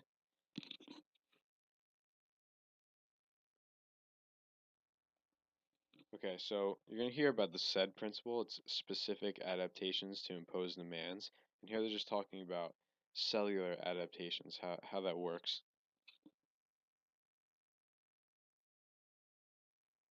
Okay, so motor unit recruitment. We've talked about this a little bit. So if I need to go ahead and lift up a heavy table, I'm going to activate a certain amount of muscles to do that. Let's say I go to lift it, I can't, it's too heavy, I try harder, harder. Me trying harder recruits more motor units. So now I learn to do that. Now, let's say as I lift it up, I'm getting tired, and some motor units are failing, they're running out of energy. Other motor units may kick in. Let's say I got to lift something up at a certain speed. Again, that's another adaptation. So strength is really a skill. Your nervous system is learning how to coordinate motor unit activation to do whatever it is you want to do. And just like any skill you practice, you get better at it. In the nervous system, you have what's called myelination of those neuronal pathways by glial cells. So they help make conduction of that nerve pathway a little bit easier.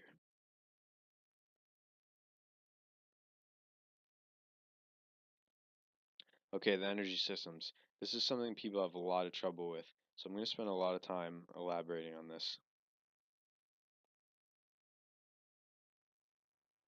Okay, so we need energy to do things, to stay alive. This is the prime function of the body.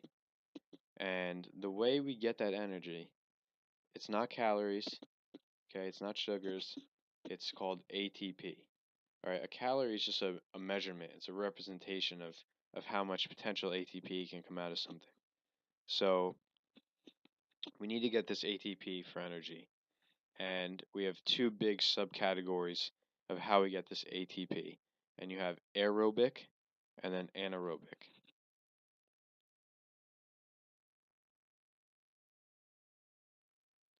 So, again, we have this ATP. The way we get energy from this ATP is by those two processes I mentioned. It could be aerobic or anaerobic. And where we get the energy is by breaking off a bond. So ATP is adenosine triphosphate. So it's three phosphates.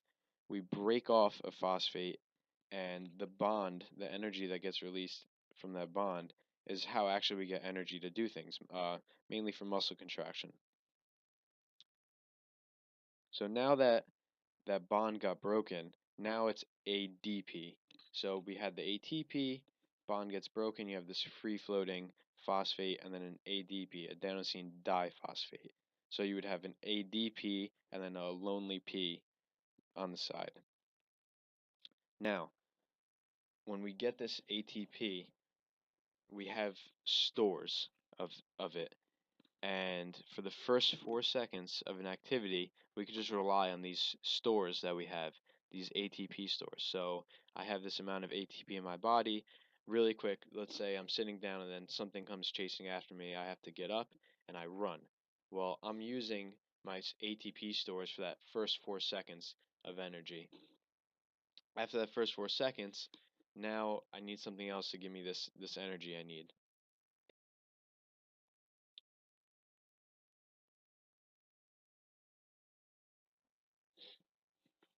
Okay, so I used up my ATP, my stored ATP, and now all I have is ADP, and I want more ATP. So I have creatine phosphate in my blood, and it's willing to donate its phosphate to the ADP, and now I'm back to ATP again. And then now I take that ATP, I can break off its bond, get its energy, and then again it's ADP. So when you talk about a creatine supplement, the reason they work is because you have these higher levels of this creatine phosphate in the blood. When you're doing an activity, which is usually high intensity in a short amount of time, then we have more creatine phosphate available to help give us energy. and this will equal more work done. So let's say I'm bench pressing and I get 10 reps. Well, what happened there? I started the bench, first couple reps, I used my stored ATP. Now I need to get energy somewhere else. Well, if I don't have that much creatine phosphate stores, then I'm not going to be able to get extra ATP and I fail at 10 reps. But if I have more of this creatine phosphate, now I'm able to get more reps. I have the energy to do it. So you could look at strength almost as just really needing ATP for energy, along with motor unit skill. In theory, if I was plugged into an ATP machine, you could almost keep going, keep moving until your body broke down.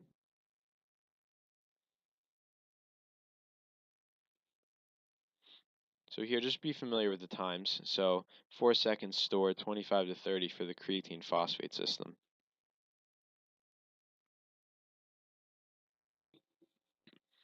Okay, so they're showing here that pyruvate is a step after glucose or muscle glycogen, and then it's going to be used to gain ATP.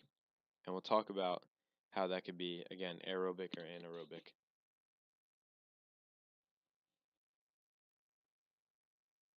So here you're seeing the different systems. So anaerobic glycolysis, don't need oxygen for that. Metabolic oxidation a little bit, and then aerobic metabolism. Really the key distinctions here, the key ones to talk about and discuss and understand is aerobic versus anaerobic. And those two give us ATP.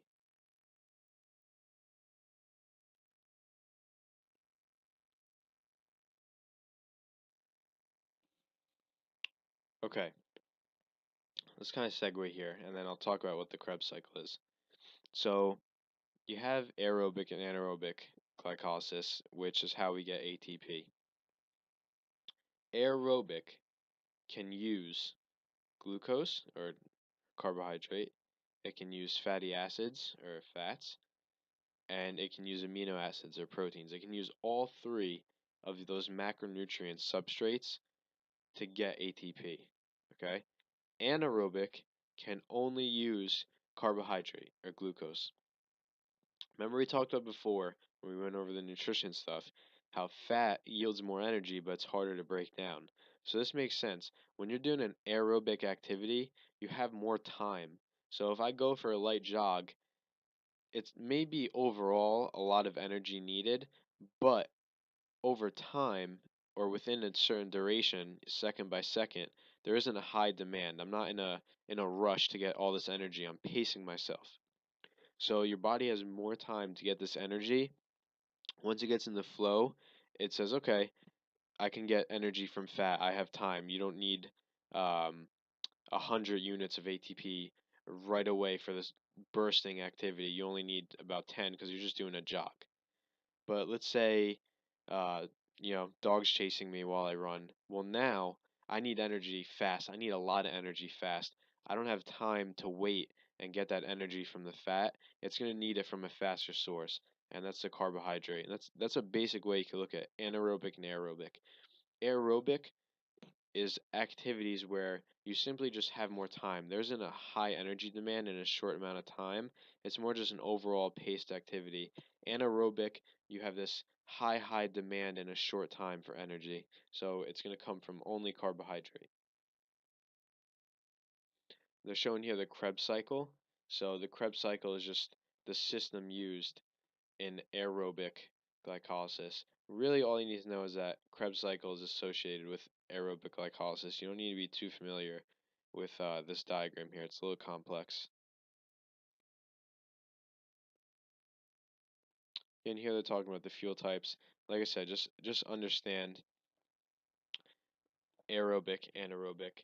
We need ATP, and you can only use carbohydrate in anaerobic, and then in aerobic you can use all three. Okay, so VO2 max.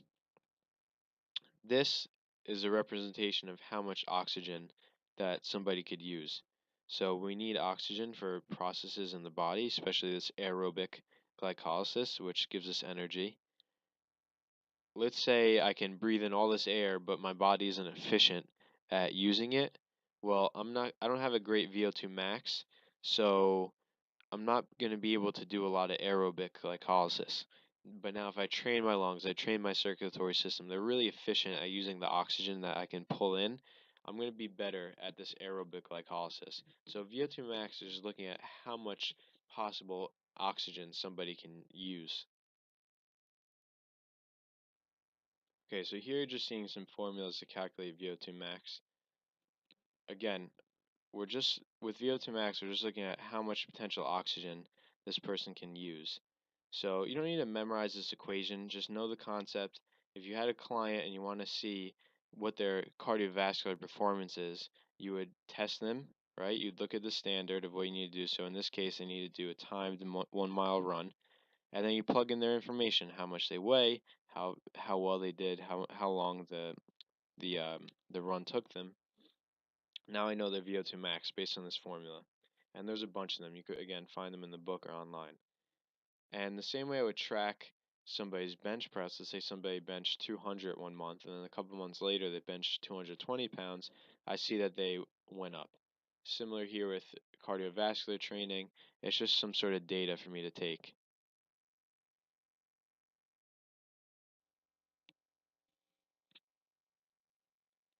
So when we discuss metabolic rate, you really need to have a good understanding of what metabolism is in the first place. So we have anabolic and catabolic processes. Again, anabolic is building things up, catabolic is breaking things down in the body. And at any moment, you have a certain amount of either happening in your body at one time. So we're never just 100% anabolic or 100% catabolic. They're happening simultaneously in the body. Now, if I'm working out, I'm going for a run, and I need energy for that, I'm going to be breaking things down. If I'm resting, I just ate, and I go to sleep, well, now I'm going to be building tissues, healing things. This is a very anabolic state. Now, if we take a person who is, let's say, 100 pounds and compare them to a 200-pound person. So the 200-pound person is much bigger. They have a lot more things going on in their body. So they're typically going to have a larger metabolism, right? They have more anabolic activity going on. But now let's say we make it relative. Let's say we look at 10 units or 10 pounds of each of their bodies, and we look at how much activity is going on within that 10 pounds, and I may find that the rate of work in the smaller person could actually be faster. So we could argue that he has a faster metabolism, right? A faster relative metabolism to his body weight. Whereas the larger person, it might look like they have a faster metabolism. They just really have more work to accomplish in a certain amount of time. So when we talk about metabolism, we have a rate, which is due to what activities you're doing and the hormonal environment that you have. And then we just have the overall quantity, how big of a person you are, how much stuff you have going on.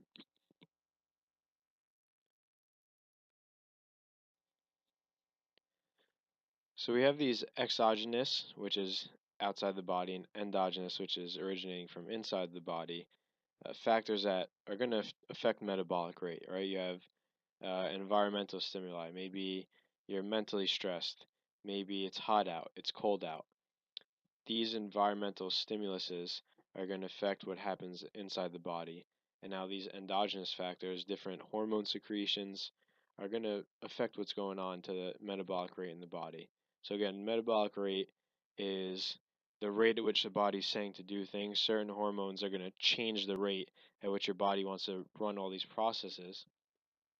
And then we have quantity. So if I did a really hard workout, within that workout, again, there's going to be a large quantity of catabolic activity. And then outside of the workout, there's going to be a large amount of anabolic activity. And both being catabolic and anabolic together results in a high metabolism from that workout.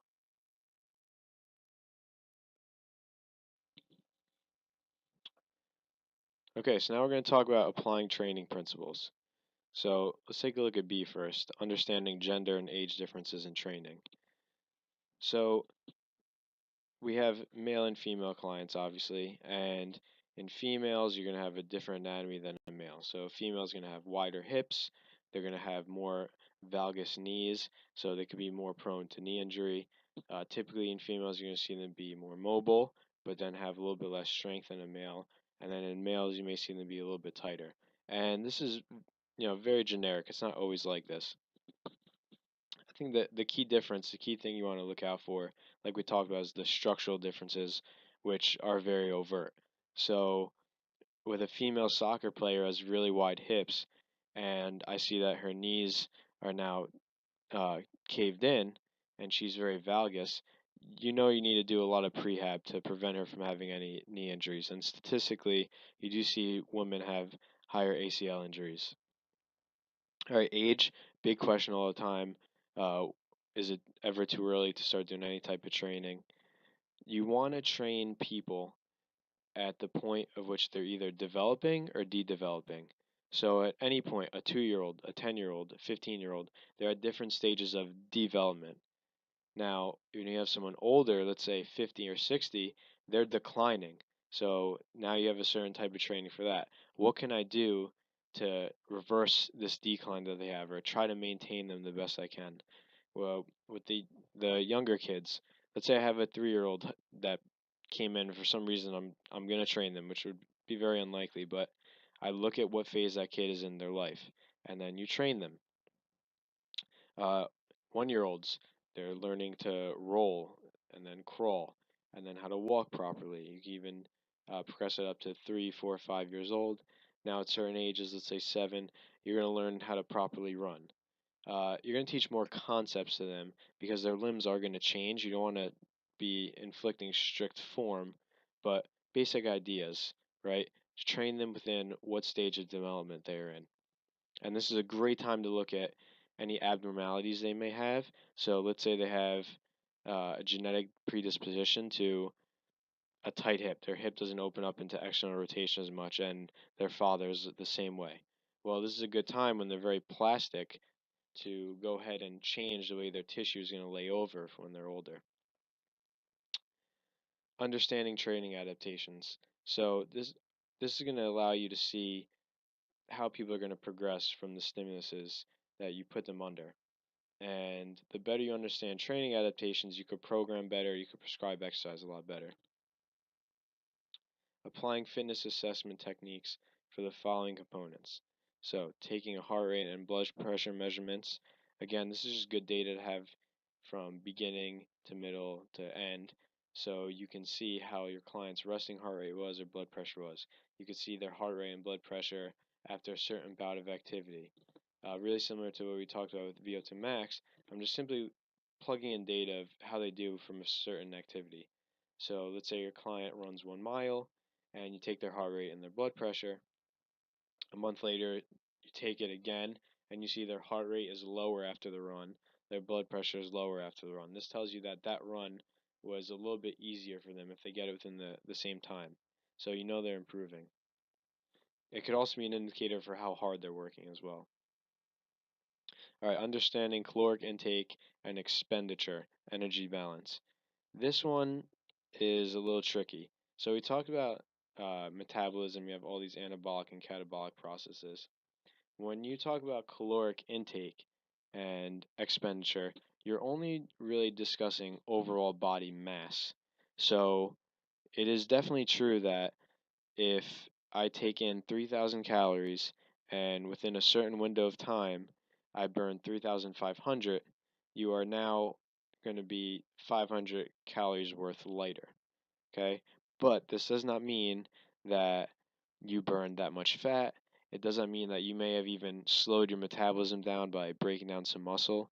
So it's a very old age way of looking at things. When you talk about diet, you really want to look at what macronutrients people are taking in, and you want to make sure you're creating a good environment of hormonal health. If somebody's on a really low diet and then you put them through a hard workout, that may actually stress them and cause them to just decrease their metabolism. Their body doesn't want to burn any more energy and they're going to be stagnant, and then you're going to try to work them harder and cut even more food out, and they're not going to be getting results. They're going to lose muscle, and then when they go back to eating food, now they have a lower metabolism. They're eating what they used to before, and bam, they're going to actually gain more weight than before. And this is a common trend you see in obesity studies. So really the key is maintaining the weight after weight loss. And when we're talking about just weight gain or weight loss, it's about creating a good hormonal environment. You don't even want to refer to it as weight gain or weight loss. It's what type of tissue. Am I trying to lose fat? Am I trying to build muscle? It's a very, very different way of looking at it. And here they're talking about the energy continuum in response to exercise intensity. So when I do a high intensity session, you are in need of a lot of energy in one burst, and you're not necessarily going to burn as much as if you went for an hour run.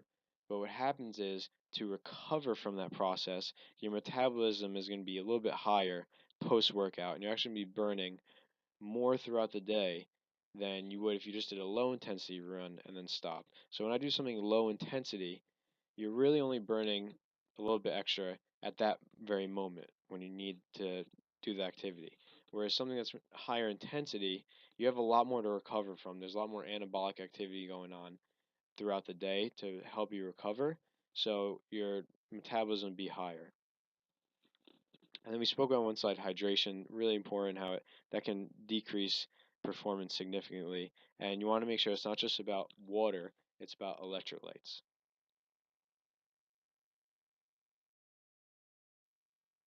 All right, so the principles of training. Muscular endurance.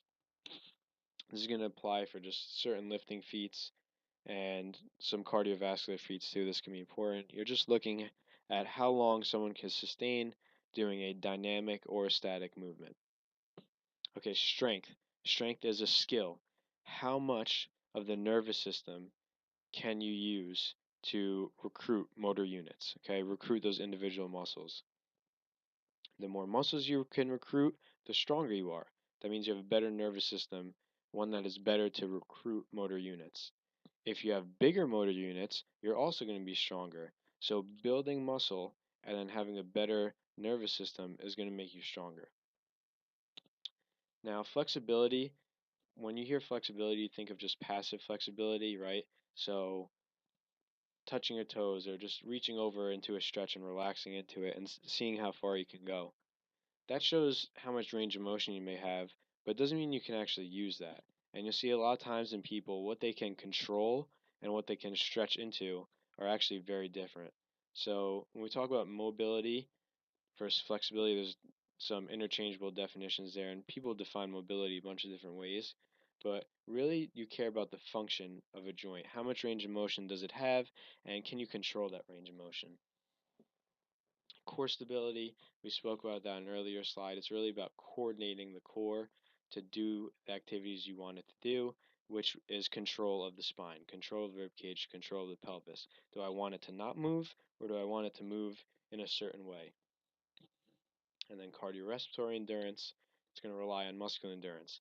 It's going to rely on the strength of your lungs, respiratory system, and it's going to rely on the strength of your heart and your cardiovascular system. You have muscles in those vessels that contract and dilate, so they can adapt to specific training stimulus as well. And then recovery. The better you recover, you could go train again. If you're not recovering optimally, you're not going to get as much training stimulus in, and you're not going to get better. So understanding how to disperse things and understanding how to improve recovery is important.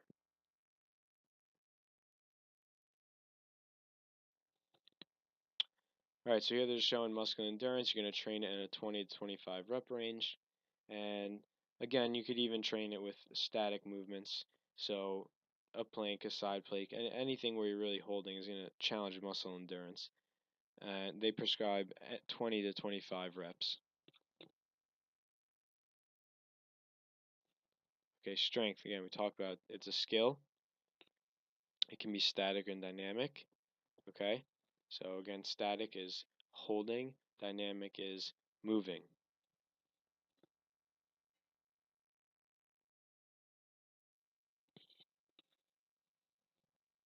All right, flexibility, like we talked about.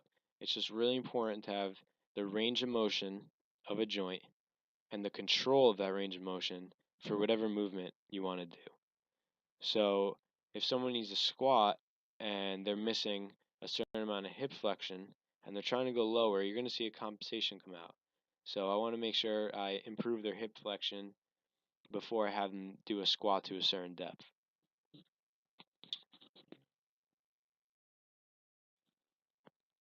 Okay, core stability. Again, we mentioned what's functional core training. It's being able to do dynamic or static movements of the spine to produce force or transfer force.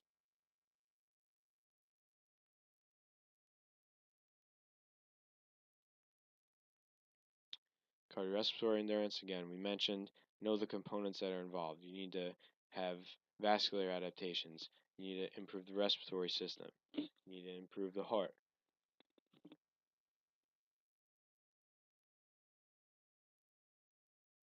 So a big adaptation to exercise in the heart is left ventricular hypertrophy. So remember that left ventricle is what ejects all the blood out.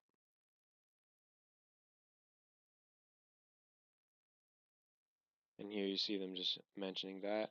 And again, because you need more blood throughout the body, so the heart has to pump harder and faster.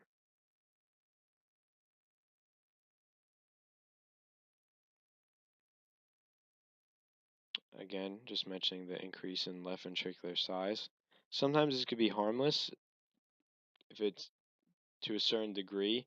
That increase in size can actually impede certain types of blood flow and could be dangerous. Even with resistance exercise, not just cardiovascular, we see a huge spike in blood pressure during resistance training, especially if you look at top level powerlifters. So even though the heart rate might not go up as somebody doing a cardiovascular feat, the force at which the heart needs to pump is definitely increasing a lot. So it has to work harder.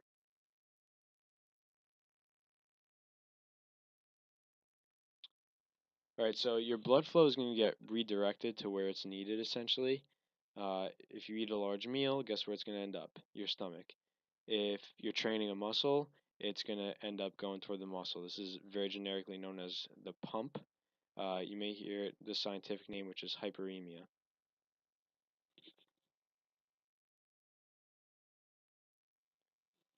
So again, you eat, and now you're going to have a lot of fluid going to certain areas, which is going to promote digestion. This is why you don't want to work out right after a meal. You're not in a state ideal for getting energy. You're in a state of rest and digest. So you want to work out at least 2 hours post meal, and it should be a smaller meal.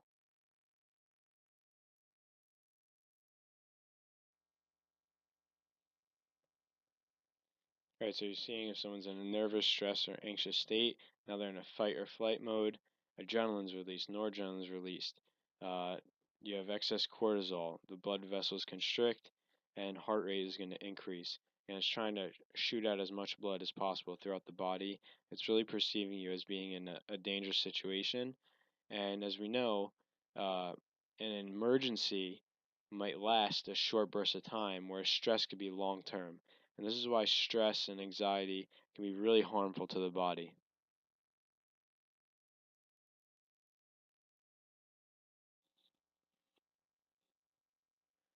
So here you're just seeing a prescription of cardiovascular training, and those percentages are going to be heart rate. We're going to talk about other prescription types and formulas, but this is a great reference page. So again, you need some way to measure the client's heart rate.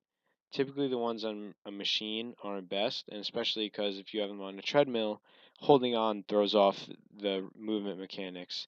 You don't want them actually holding on to something. So getting a heart rate monitor would be ideal, and they're pretty accessible now.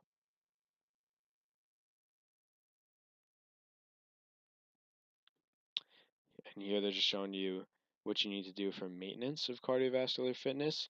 Maintenance is really important when you talk about programming, right? While you're improving one element of fitness, whether it's strength, uh, body composition, speed, You want to do your best to maintain the others that you worked on. You don't want them to decline. So don't underestimate maintenance.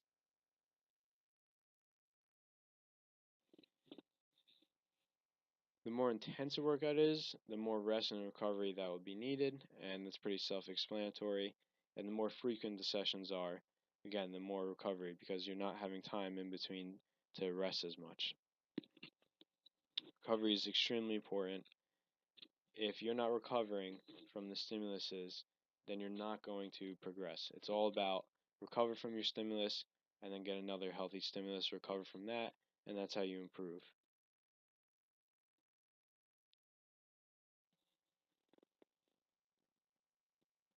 So, among different genders and age, we talked about what you're going to see. You're also going to see differences in VO2 max, differences in heart size, and then body percentage. So, body percentage is not only going to be higher in women, it's actually healthier. For their hormonal environment, they need slightly higher levels of fat than men do. And in men and women, there is a minimal level you want to be healthy. Body fat does play a role. Excess body fat is not a good thing.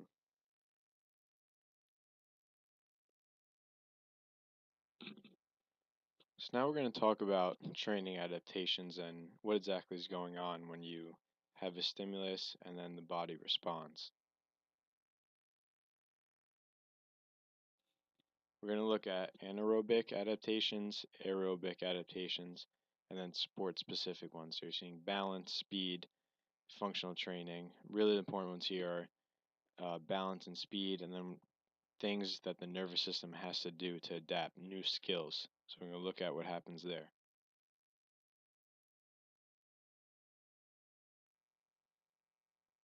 Okay, so you've seen some different rep ranges which affect different muscle types. So 20 to 25 is going to affect red slow, 12 to 15 is going to have an effect on these intermediate fibers, and then a 4 to 6 rep range on the white fast. So working within those rep ranges is going to then cause a growth or stimulation of those muscle types.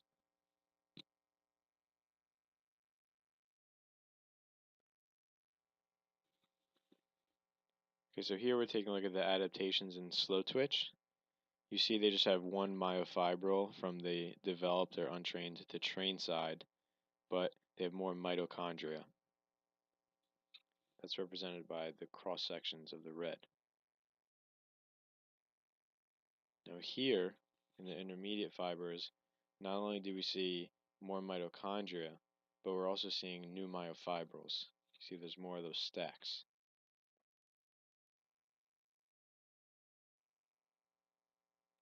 And in the fast twitch, we see no mitochondrial changes, but a growth in the myofibrils themselves.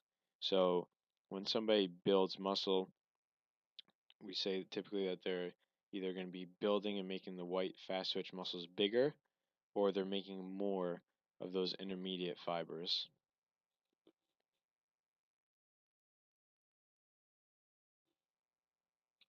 And again, they're just showing you a picture here. So one more time.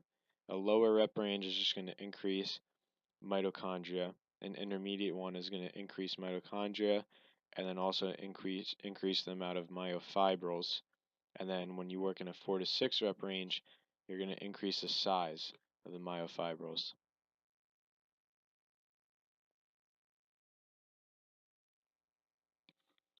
All right, overload training.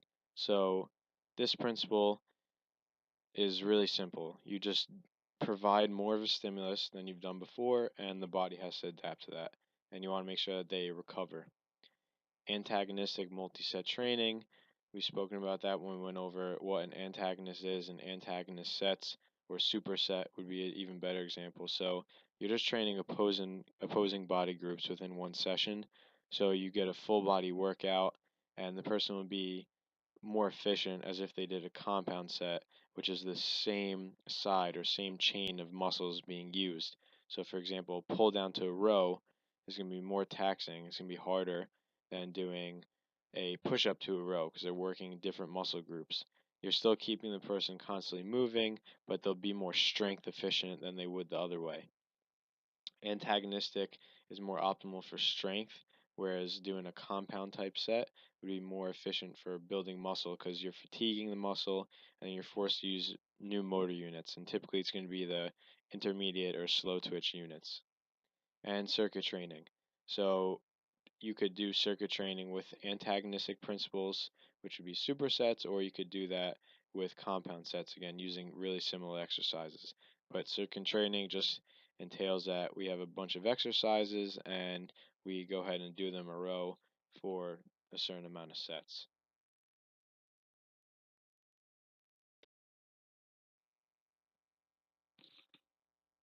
Okay, so again, overload training, 100% intensity. That would mean that we give a new stimulus that the person isn't used to. If a person's never worked at 80%, then 85% would be a stimulus, but it's not necessarily overloading what they can do.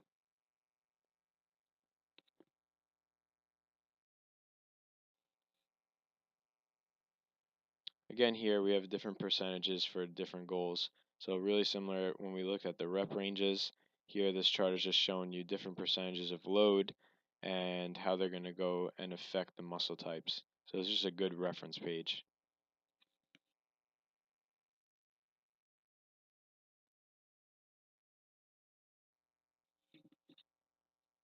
So when you're overloading, you're working with high percentages. You're going to be working with 100% or more of what that person can handle.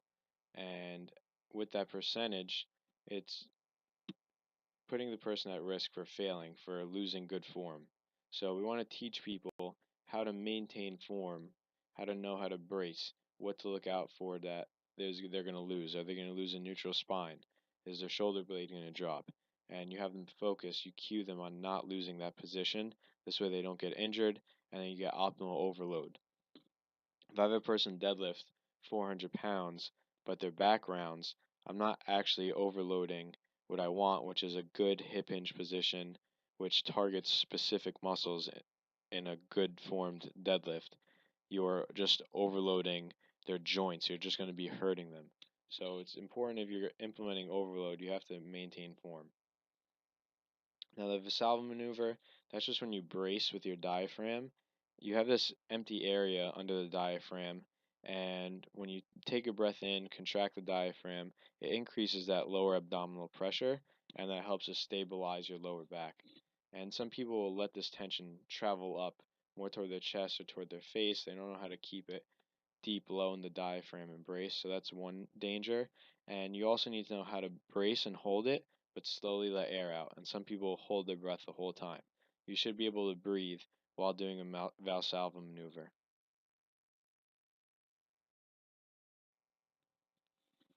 So here you're seeing a sample overload. So we have 4 circuits, and they're a duplex, so 2 exercises per circuit. And this person is going to do 3 sets, and they're given a rep range for each set. And this would be good for somebody who really doesn't have a lot of time. Notice how it's full body, you're getting every main lift done in one day.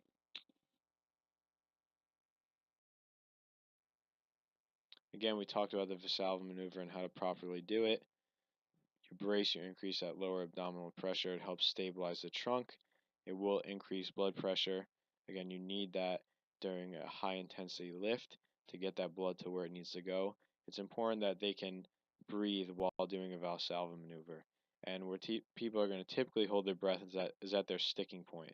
So say somebody squats and they get to a point where they start moving slower, they get stuck, they can't get out of it. We call that the sticking point. That's where you're going to see them really try to hold their breath, not breathe. And you want to encourage them to breathe yet maintain that core bracing, that pressure. And that's a skill. You need to teach people how to do that, how to brace and breathe at the same time.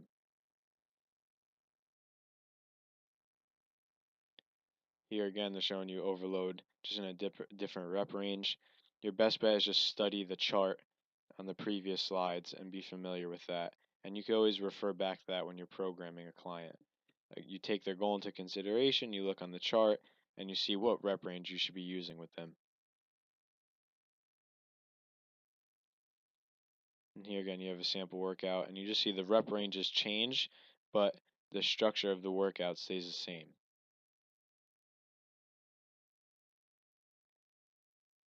same thing. You get a lot more blood flow. They're showing the pump, more mitochondrial adaptations.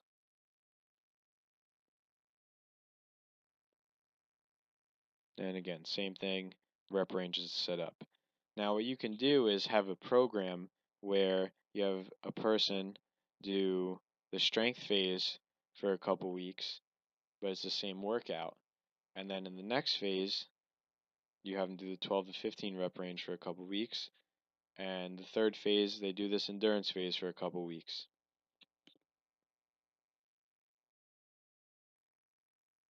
Here you see some recommended exercises, and we have some videos of that included in your file. And again, some more and a couple stretches. We'll have videos for these. Okay, so the antagonistic training. So again, chest and back, biceps, triceps, quads, and hamstrings. You're going to be stronger at this because one side is recovering while you're working the other side. Even though the other side works a little bit too, it is more efficient than doing a compound set when we're talking about endurance or how your strength endurance, how strong you could stay while doing that circuit.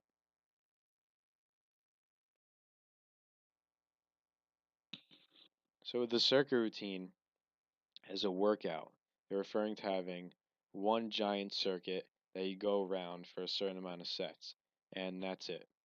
You may also hear someone say, okay, this workout is 3 circuits, do 3 sets of each. In this case, when we talk about a circuit routine, it would be one giant circuit. So it could be a circuit where you go from a bench to a row, to a push up, to a pull up, to a squat, and then they just have to repeat through all this. Again, this will really challenge different systems. It's going to challenge muscular endurance. It's going to challenge strength because they're doing heavy movements opposed to typical cardio like endurance type feats where it's lighter load but very dynamic. And this is good for people who are pressed for time. Again, you could do 2 workouts like this in a week and you hit every body part on a client.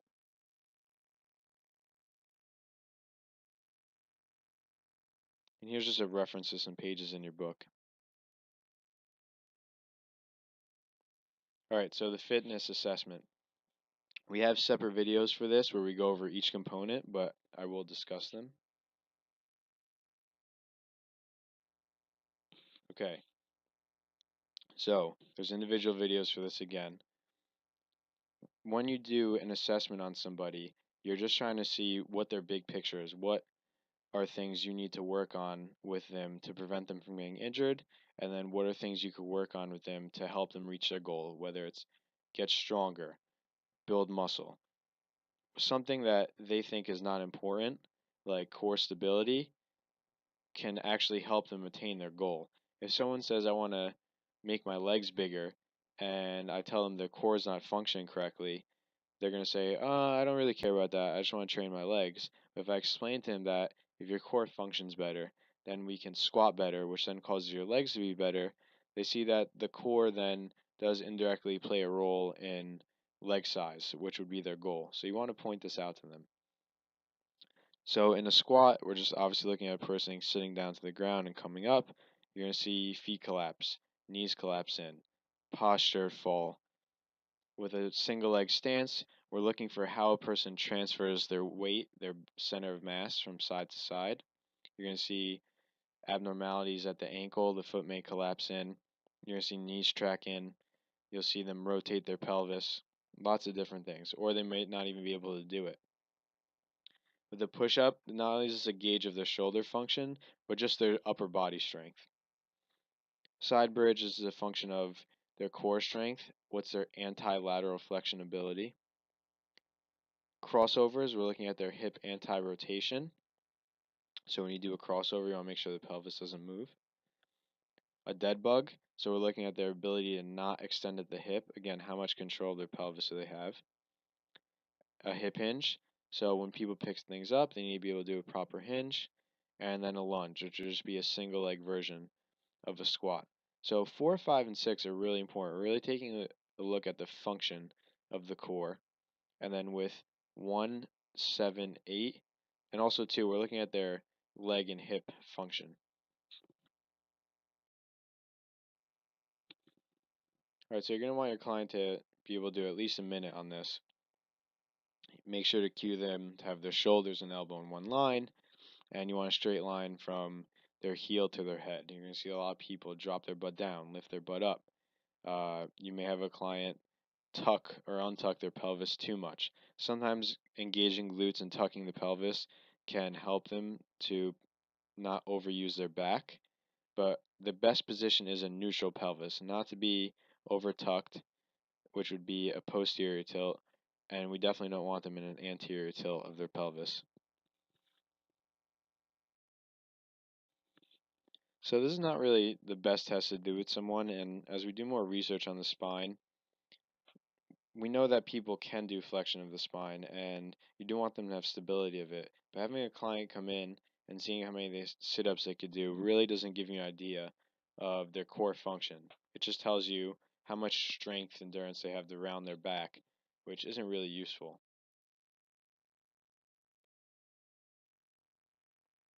Now, whenever you do the tests, you need to have data to compare to. So in the book, you'll see with all these tests that you take the values, you get the information from the client, you see what they do, and then you want to compare in the book, and you could tell them, hey, you're in this percentile, you're average, you're above average, let's get this to here. Or you just go by their goals. They say, I want to improve this, you improve it. Or you can use your intuition on what you think they need to improve. But it is good to have some norms to compare to. And with all these assessments, that's exactly what you're going to do. You test them, look at the form and the videos that we have, and whatever results they get, mark it down, see how it compares with other people, and then you want to improve it, and then you can compare them to themselves. So pull-up test for men, modified pull-up test for women. You're going to have women that could do a pull-up test, and then men that need to do the modified pull-up test. It's just giving you somewhere to start. And again, you have your norms to compare to. When you have people do a modified push-up, really important their butt is not back. You need a straight line from your knee to your head. And I see a lot of people mess this up.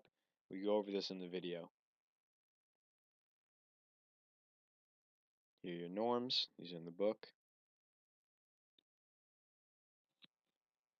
Testing 1 rep max is important for certain clients, especially certain athletes, but we want to make sure before we test them that they have proper form of that movement. It wouldn't be a good idea to have a client come in, you never really assess them, you don't know how their body works, and you go ahead and just have them squat as much as they can. It's just a recipe for disaster. Test them as far as function goes, improve their form, and then you can little by little see how they progress with keeping the form as they get higher in weight and load percentage, and then you get them to their 100% weight. Take a look at it. Now you know where their weight is at, and then you're going to create a program to increase it.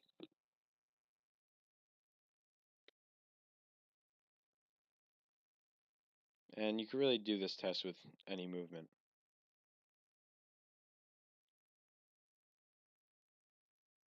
And here you see NFPT again suggesting that not a good idea to do 1 rep max with most clients, especially in the beginning when they first come. Sit and reach test. If your gym has this machine, you can test them out.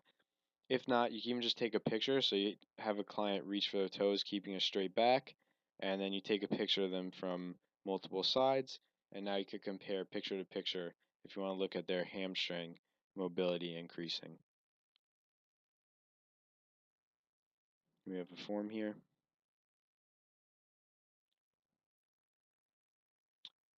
So we mentioned with flexibility how there's a neurological component to it. You're also seeing you need to hold a stretch for a certain amount of time. This is really important. You're not going to get a training adaptation as far as stretching goes if you don't hold it for at least 2 minutes, and then 10 to 30 to at least get a maintenance type of stimulus.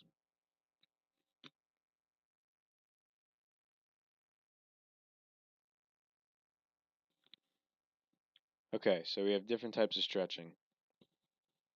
Static stretching, this is where you just hold the stretch. Again, 2 minutes is recommended for an adaptation. Dynamic, this is where they're moving. So dynamic warm-up is something you see with a lot of athletes. It just means you're moving in and out of a range. Ballistic, kind of like dynamic, but you're moving back and forth in a really small end range. And this can be fine as long as you make sure you keep neutral joint positions. PNF and IS, these are just different protocols where you contract and then relax, and this helps to calm down the nervous system so you could get deeper into a stretch. Again, like we mentioned, your nervous system is going to hold you back from end ranges. So if you tell the nervous system you're strong at a certain range, it will relax and then let you go further into the stretch, and then you can actually stretch the muscle. So a lot of people get caught up in weight on the scale, and that number could be a little deceiving. You can have a client who's gaining muscle and losing fat. They look better in the mirror, but the scale either stays the same or, let's say, even goes up. And because they're going off that number, they think things aren't working. Where what's more important is body fat to muscle ratios and having desired circumferences at certain areas. So if I measure someone and their arms got bigger and their waist circumference went down, that's a good indicator that they're losing fat and they build muscle on their arms. These are really more important. These measurements are going to tell you things that represent a person looking better, getting leaner, and more optimal circumferences at certain areas. So really important to take skin folds and to take circumferential measurements. Make sure you always measure the same way each time. Even though there's regulations on how to measure, it'd be better to do it wrong and then keep doing consistently like that than to measure one way and then 3 months later measure a different way. You want to always be able to compare to the previous results.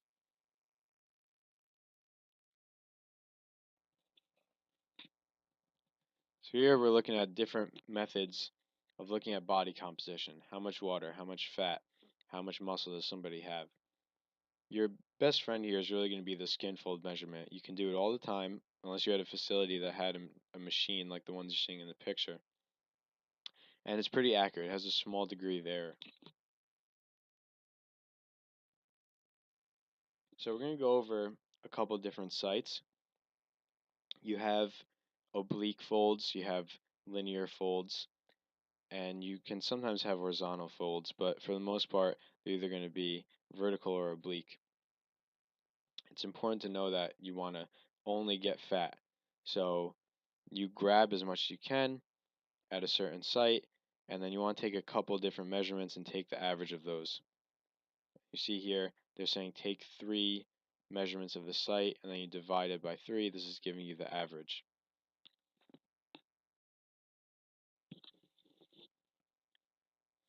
Okay, so for the chest region, the key points to know here are the shoulder and then the areola or nipple. So in a man, we're going to go half of the way down and then take that measurement.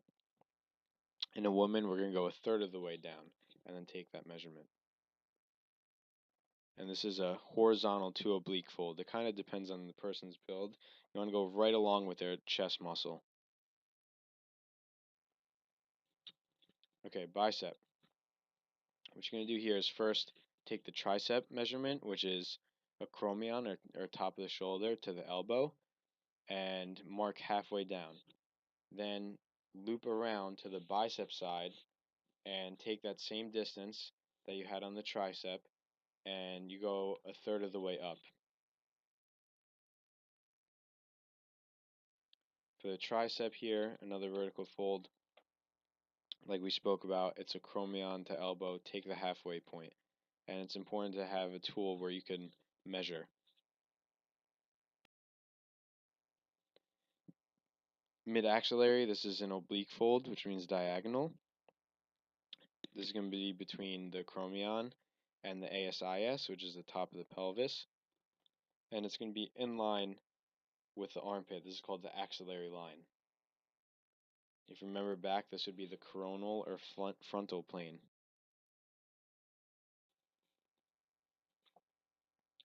With the subscap point, we're taking this measurement at an inferior angle of the scapula. So the person is going to put their shoulder in the internal rotation by putting their hand behind their back. The scapula is going to pop out. Now it's easier to see. And if you notice, we're taking it right at the apex of that shoulder blade pointing down.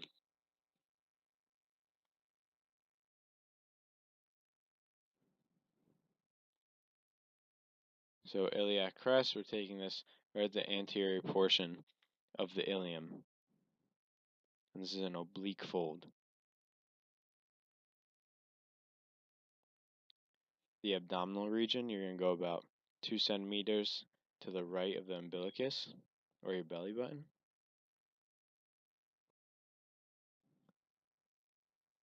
For the thigh, we measure from the ASIS to the top of the patella, and we take the halfway point.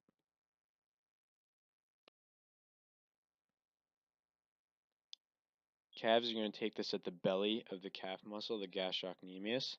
So the belly is just the area of the muscle with the largest circumference when relaxed. So what you do, you take these sites and you plug it into a formula. And you can find ones in your book, you can find them online. The more sites you take, the more accurate their overall body fat is going to be. But certain formulas only need a few measurements.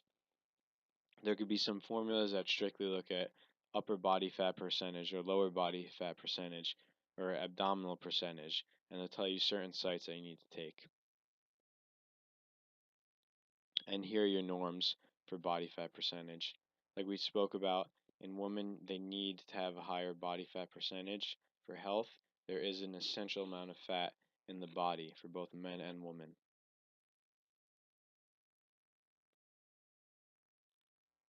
So the 3-minute step test is a really easy way to test somebody's endurance or their cardiovascular health. So we have them do 3 minutes stepping up and down onto a box, and then you would just take their heart rate measurement.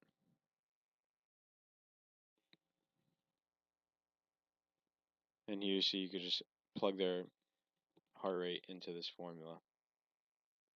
And we'll discuss the Carvonen method in a couple slides. And here are the norms for that.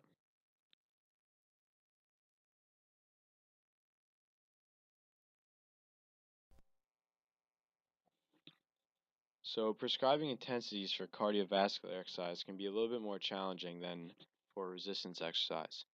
With resistance exercise, we take somebody's 1 rep max or their predicted 1 rep max. We know how much weight they can lift. Let's say they can lift 100 pounds. And then you give them an intensity. Say 90% of that 100, I want you to lift that for 3 sets of 5. So they do 90% of 100, which is 90. They take 90 pounds and they try to do 5 reps of that for multiple sets. When we talk about cardiovascular training, it's a little different, and you're going to be using the age predicted heart rate max method, Carvonen formula, or the RPE. So for the age predicted method, we do 220 minus the person's age, and that gives us an estimate of somebody's heart rate max. So we're seeing potentially how hard their heart can work, how many beats per minute it could possibly have. Then we get a percentage, and you get these percentages from a doctor, from different journals, sports references. So let's say you read that training between 70 to 85% of your heart rate max is best for fat loss. You're now just going to find that person's predicted heart rate max, so you do 220 minus their age, and you would do 70 to 85% of that number, and this gives you a heart rate zone. So in this example here, you see that the person is 40 years old. Their estimated heart rate max is 40. We then multiply that by 70% and 85%, and this tells us that this person should be working out between 126 and 153 beats per minute. And what you would do is they would be wearing a heart rate monitor, and you keep increasing the intensity until they're in this zone. So in certain cases, the Carbonid formula will be used. It can be a little bit more accurate. You may have a client who had a heart attack, and their cardiologist recommends they work with this percentage, so you're going to need to calculate it. So again, you do 220 minus the age, and you need to also know the resting heart rate. So in this example, the person is again 40. We do 220 minus their age. They have a predicted heart rate max of 180. Now when we measure their heart rate at rest, they're 60. So we know at rest, their heart rate is at 60, and 180 is a guess of the hardest their heart could possibly work. Now what we're going to do, we subtract their resting heart rate from their max. So you get 180 minus 60 equals 120. And you just do the percentages of that number rather than just the estimated max heart rate. So we do the percentages, and then you just need to add the resting heart rate back. So you see when we do the percentage, you get 84 and 102, then you add the 60 back, and you get 144 to 162 is the zone that you want them working in. Again, all you're really doing here is just subtracting the resting heart rate. Now you can multiply by the recommended percentage, and then just add the resting heart rate back.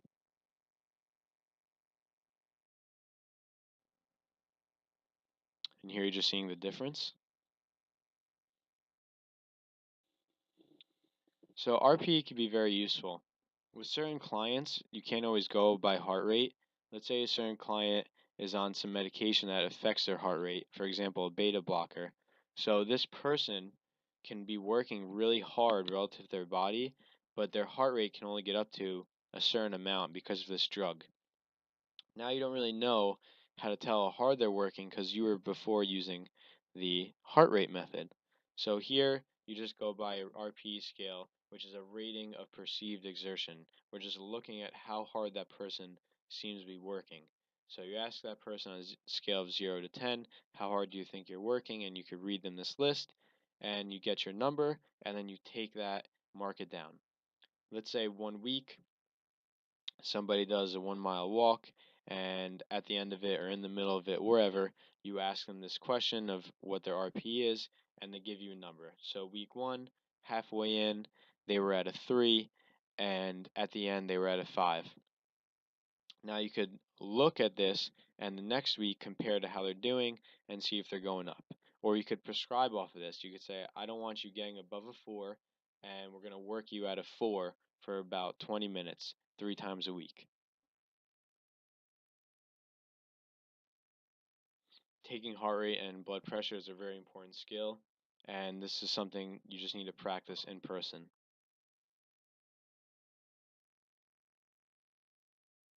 So you're going to want to always be familiar with norms. So we have systolic over diastolic. Systolic is a representation of blood pressure when the heart is ejecting or pumping, and then diastolic is a representation of when it relaxes. So 120 over 80 would be a normal blood pressure. And then if somebody is 120 to 139 or 80 to 89, we call that prehypertensive. And then 140 over 90 or anything higher than that, we would call high blood pressure. And then below the healthy would be low blood pressure or hypotension. And here we just have a form. Okay, so this will definitely be a question on the test. And it's just understanding how energy burned or intaked relates to body weight. Again, not body fat, not the composition. It's just talking about overall weight or mass changes. So let's say somebody eats 3,000 calories and they burn 2,500. We know they have an extra 500 calories for that day. And the key number to know is that 3,500 calories equals a pound of weight. So a typical example or question you may see is that somebody would eat in excess of 500 calories a day. How many days would it take for them to gain a pound? and it would take 7 days because 7 times 500 is 3,500.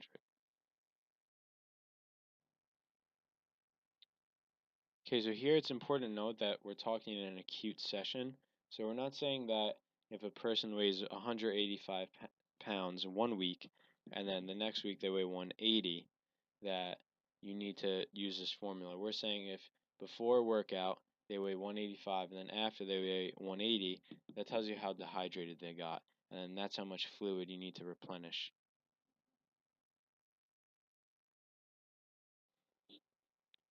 Again, diet is very individual. So it's best that a person seeking diet advice would go to a nutritionist who could customize it for them. Plus, diet is outside the trainer's scope. From a liability standpoint, the best a trainer can do is just give nutrition knowledge. So, giving a fact like protein builds tissue, or it's not good to eat carbs at a certain time of the day because X, Y, and Z. These are just tips, these are just general understandings, but we would never write out a full plan or give someone a exact percentage of what they need to be eating. You have to leave that to a nutritionist.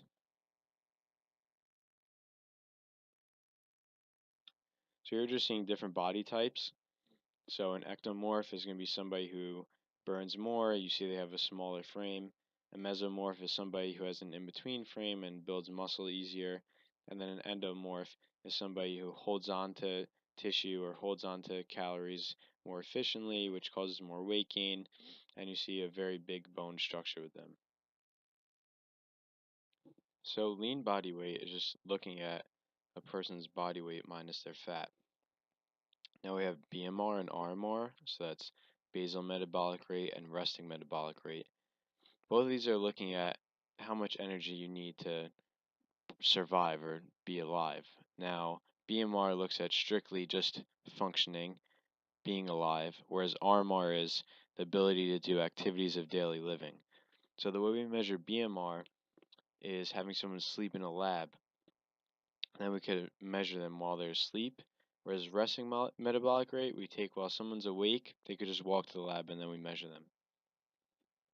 Resting heart rate, you're looking at somebody's heart rate at rest. Typically, you're going to see 60 to 80 beats per minute, but you can see less than this.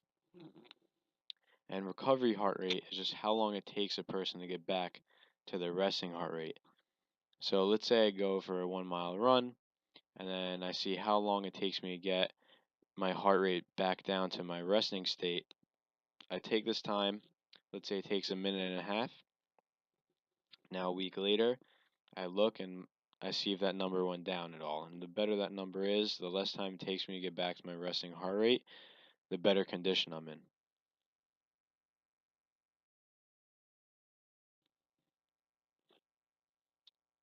Again, here we're just seeing similar percentages for diet advice.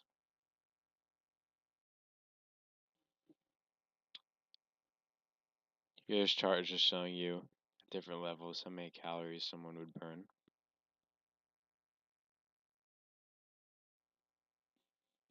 We mentioned 3,500 calories is a pound. So if somebody has a 500 calorie reduction on a daily intake during a week, that would be 1 pound. Again, because 7 times 500 equals 3,500. This could go for loss or gain. We have client A, they weigh 185 pounds, and they're 15% body fat. We subtract that 15% and we get 157 pounds of lean body weight. And we have a formula. So the formula is lean body weight times 11 is their BMR, which is in this case 1,727. So that's how many calories they're going to burn just to be alive. And we look and we see in their normal daily expenditure, so job and lifestyle, they're going to be burning 500 calories. And you'll have a chart for this. And we see with their exercise that they do, they burn 1,000. So we add the 1,000 and the 500 to the 1,727, and we get 3,227. So that's what they're going to be burning in a day.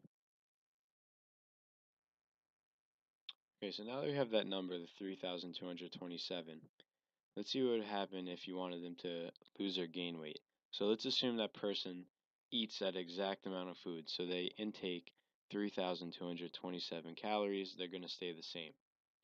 Now, if they ate less, if they ate 500 minus the 3,227, they're going to lose a pound in a week.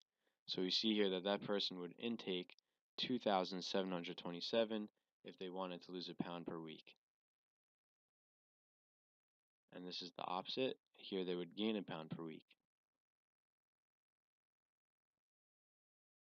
So we're going to look at different energy effects of different exercise intensities. So different intensities are going to require different lengths of recovery, and this is both within the session and also outside the session. When you do long duration running, a lot of calories are going to be burned at that moment, whereas with higher intensity activities, it's a high rate of calories burned, but the overall may not be as great. Where a lot of calories get burned is in the recovery process. So again, here we're just talking about aerobics, and typically steady state cardio is really popular among the aerobic population, but they are starting to take on interval training. What you're seeing is just bursts of maximal intensity. There's a lot of research on that.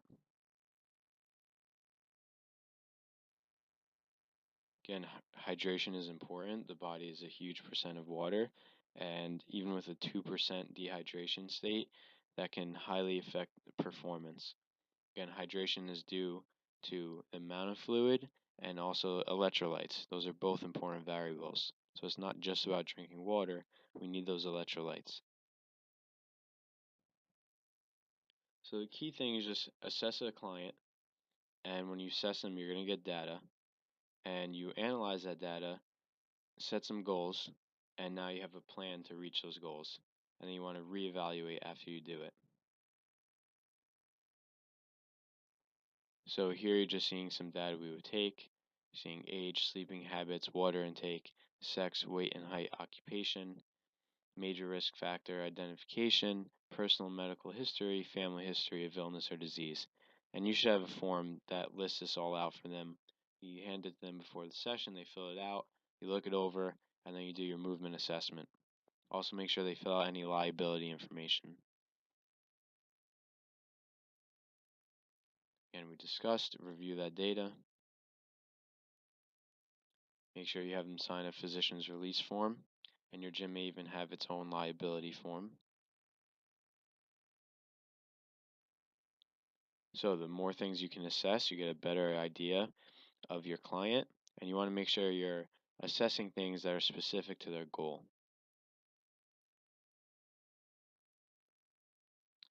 Make sure you get your PAR-Q, which is the medical form, filled out. Make sure for your gym, if you need to have them fill out a consent form, you do that. You really want to cover yourself. Make sure you have insurance. Really important to have these steps laid out properly before your assessment, and then you could go on to actually assessing the client's movement and speaking with them about their goals.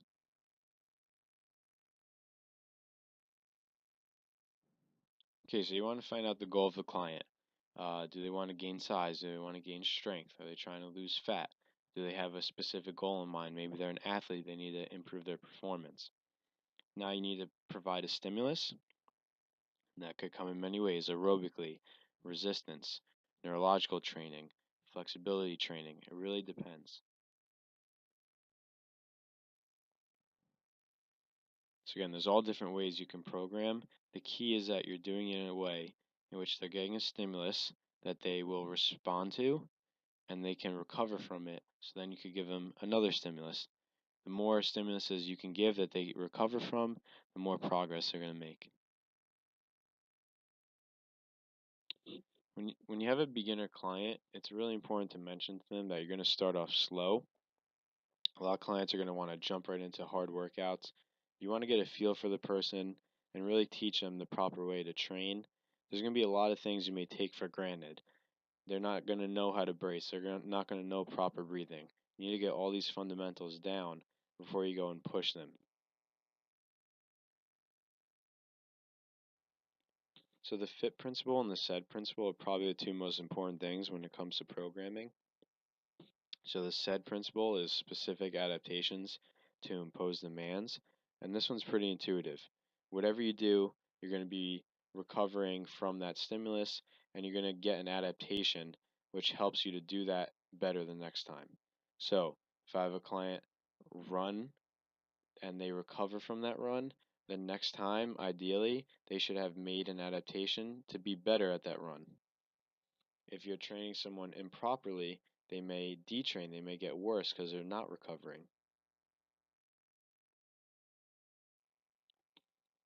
So the FIT principle is used for programming. We have frequency, intensity, time, and type. So frequency is how often they're training during a week typically.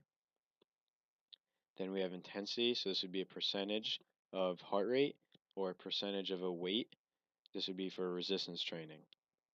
Then we have time, so how long are the workouts? And then we have type, what type of exercise involved. Another thing to mention for time, you can also talk about the tempo. So how long are they doing a specific circuit or a specific set of a resistance exercise.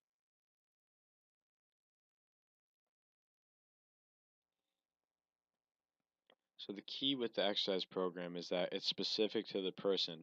You're giving them a program which has a bunch of stimuluses that they're going to adapt to, and they adapt to those demands in a way that allows them to do it better the next time. And you want to make sure these stimuluses are ones that they can recover from and that aren't contraindicated, which would mean they can't do it because they would get hurt. And a contraindication is specific to each person. So certain people, because of something they're born with or an injury they may have had or disease they may have had, may not be able to do a certain exercise without risk. With wellness, we care about every single system in the body. This is very similar to holistic health. We make sure every system is taken into consideration. So I don't want to improve one system and then have another system go down. I don't want to have somebody lift weights but have their flexibility go down. This isn't wellness. We keep everything working and improving.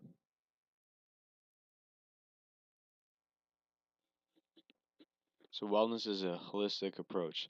We're taking into consideration a good physical health, good mental health, and good emotional health.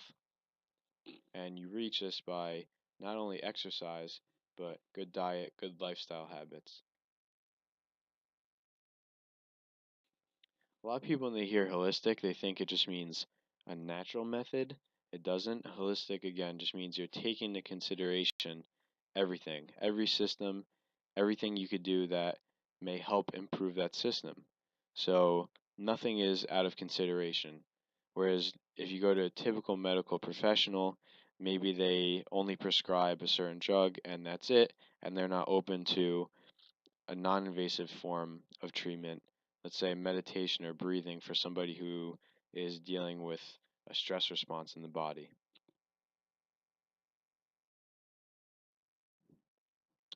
Again, think of yourself as a life coach in a way. You want to teach your client how to live a good life both inside and outside the gym.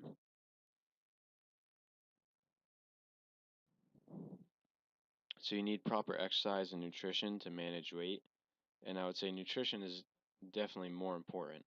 You can see a lot of people who come to the gym all the time and they just can't lose weight and they make a change in their diet and they lose weight. Whereas there's some people who they change their diet and they're maybe not even super active and they see a reduction in weight.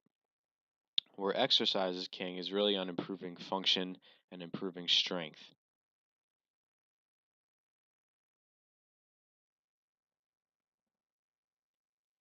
Right, so stress is a variable that's going to affect the system typically in a negative way. So we have physical stress, lack of sleep, manual labor, traveling, and you have jet lag. We have emotional. If people are in a certain emotional state all the time, this can wreak havoc on their hormonal health. And the environment. So we see weather, toxins, this could be from food, air pollution.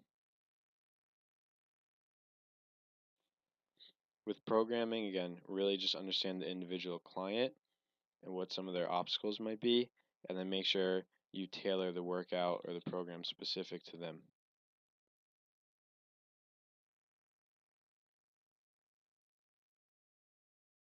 Communication is huge, especially in personal training. You're going to be one on one with this person for a certain lengths of time. You really want to listen to them, especially when you assess them.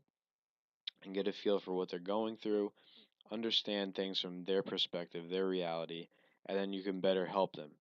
You really want them to understand why they need to do something. You don't want them to just memorize it or do it because you said so, because then they might not be as adherent.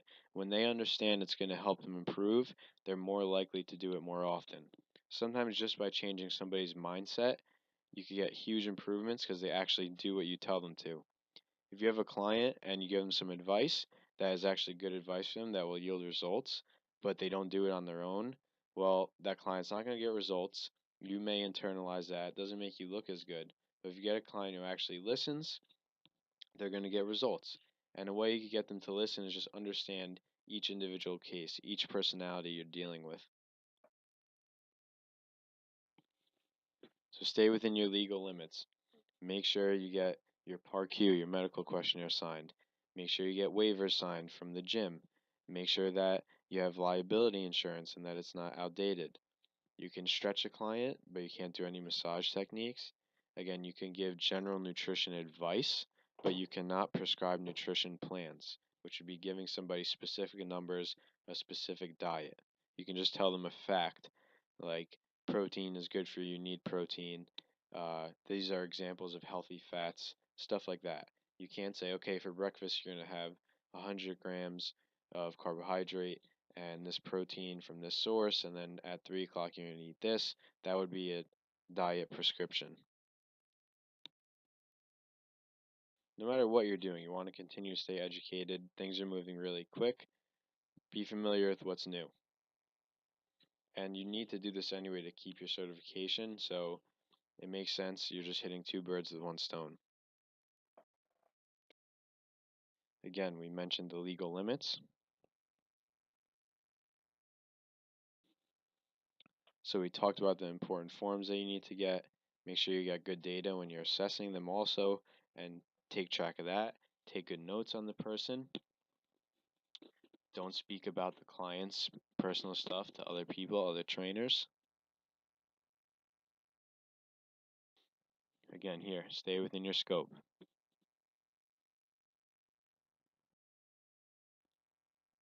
Here, just seeing some reference pages to doing screens, legal issues, assessments, and practical information. And you can get forms in the book and just copy them out of there if you're running your own business.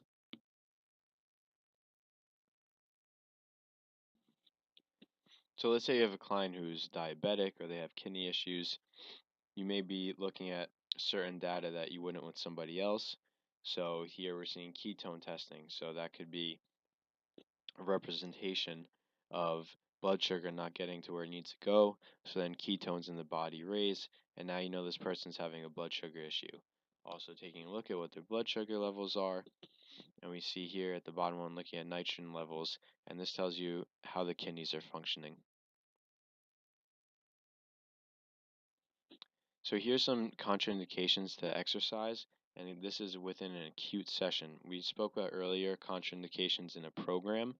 So say somebody is kyphotic, right? They have a rounded back. Maybe I'm not going to have them do a deadlift until we can progress that.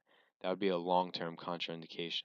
Here we're talking about the client comes in and they have joint pain, dizziness, nausea, rapid pulse, excessive sweating, extreme muscle soreness, cramping, or chest pain, and this is something that's new, it's just going on with this day, you're going to want to terminate exercise or not have them start to begin with. So if they started and they're getting one of these symptoms, you have the client stop and make sure you have their emergency contact information. This is something that could be really helpful in a situation like this. So always have a medical plan. You should have a way to call 911. You should have a first aid kit available. And we see here price. So that's protection, rest, ice, compression, elevation. It used to be just rice. They added the protection. And you use this for acute injuries. If somebody hits a limb or something like that, again, we want to implement the price. So here we see more specific recommendations. Similarly to how you should make sure your liability insurance is kept up to date, make sure your personal training certification stays up to date, and make sure your first aid certification stays up to date.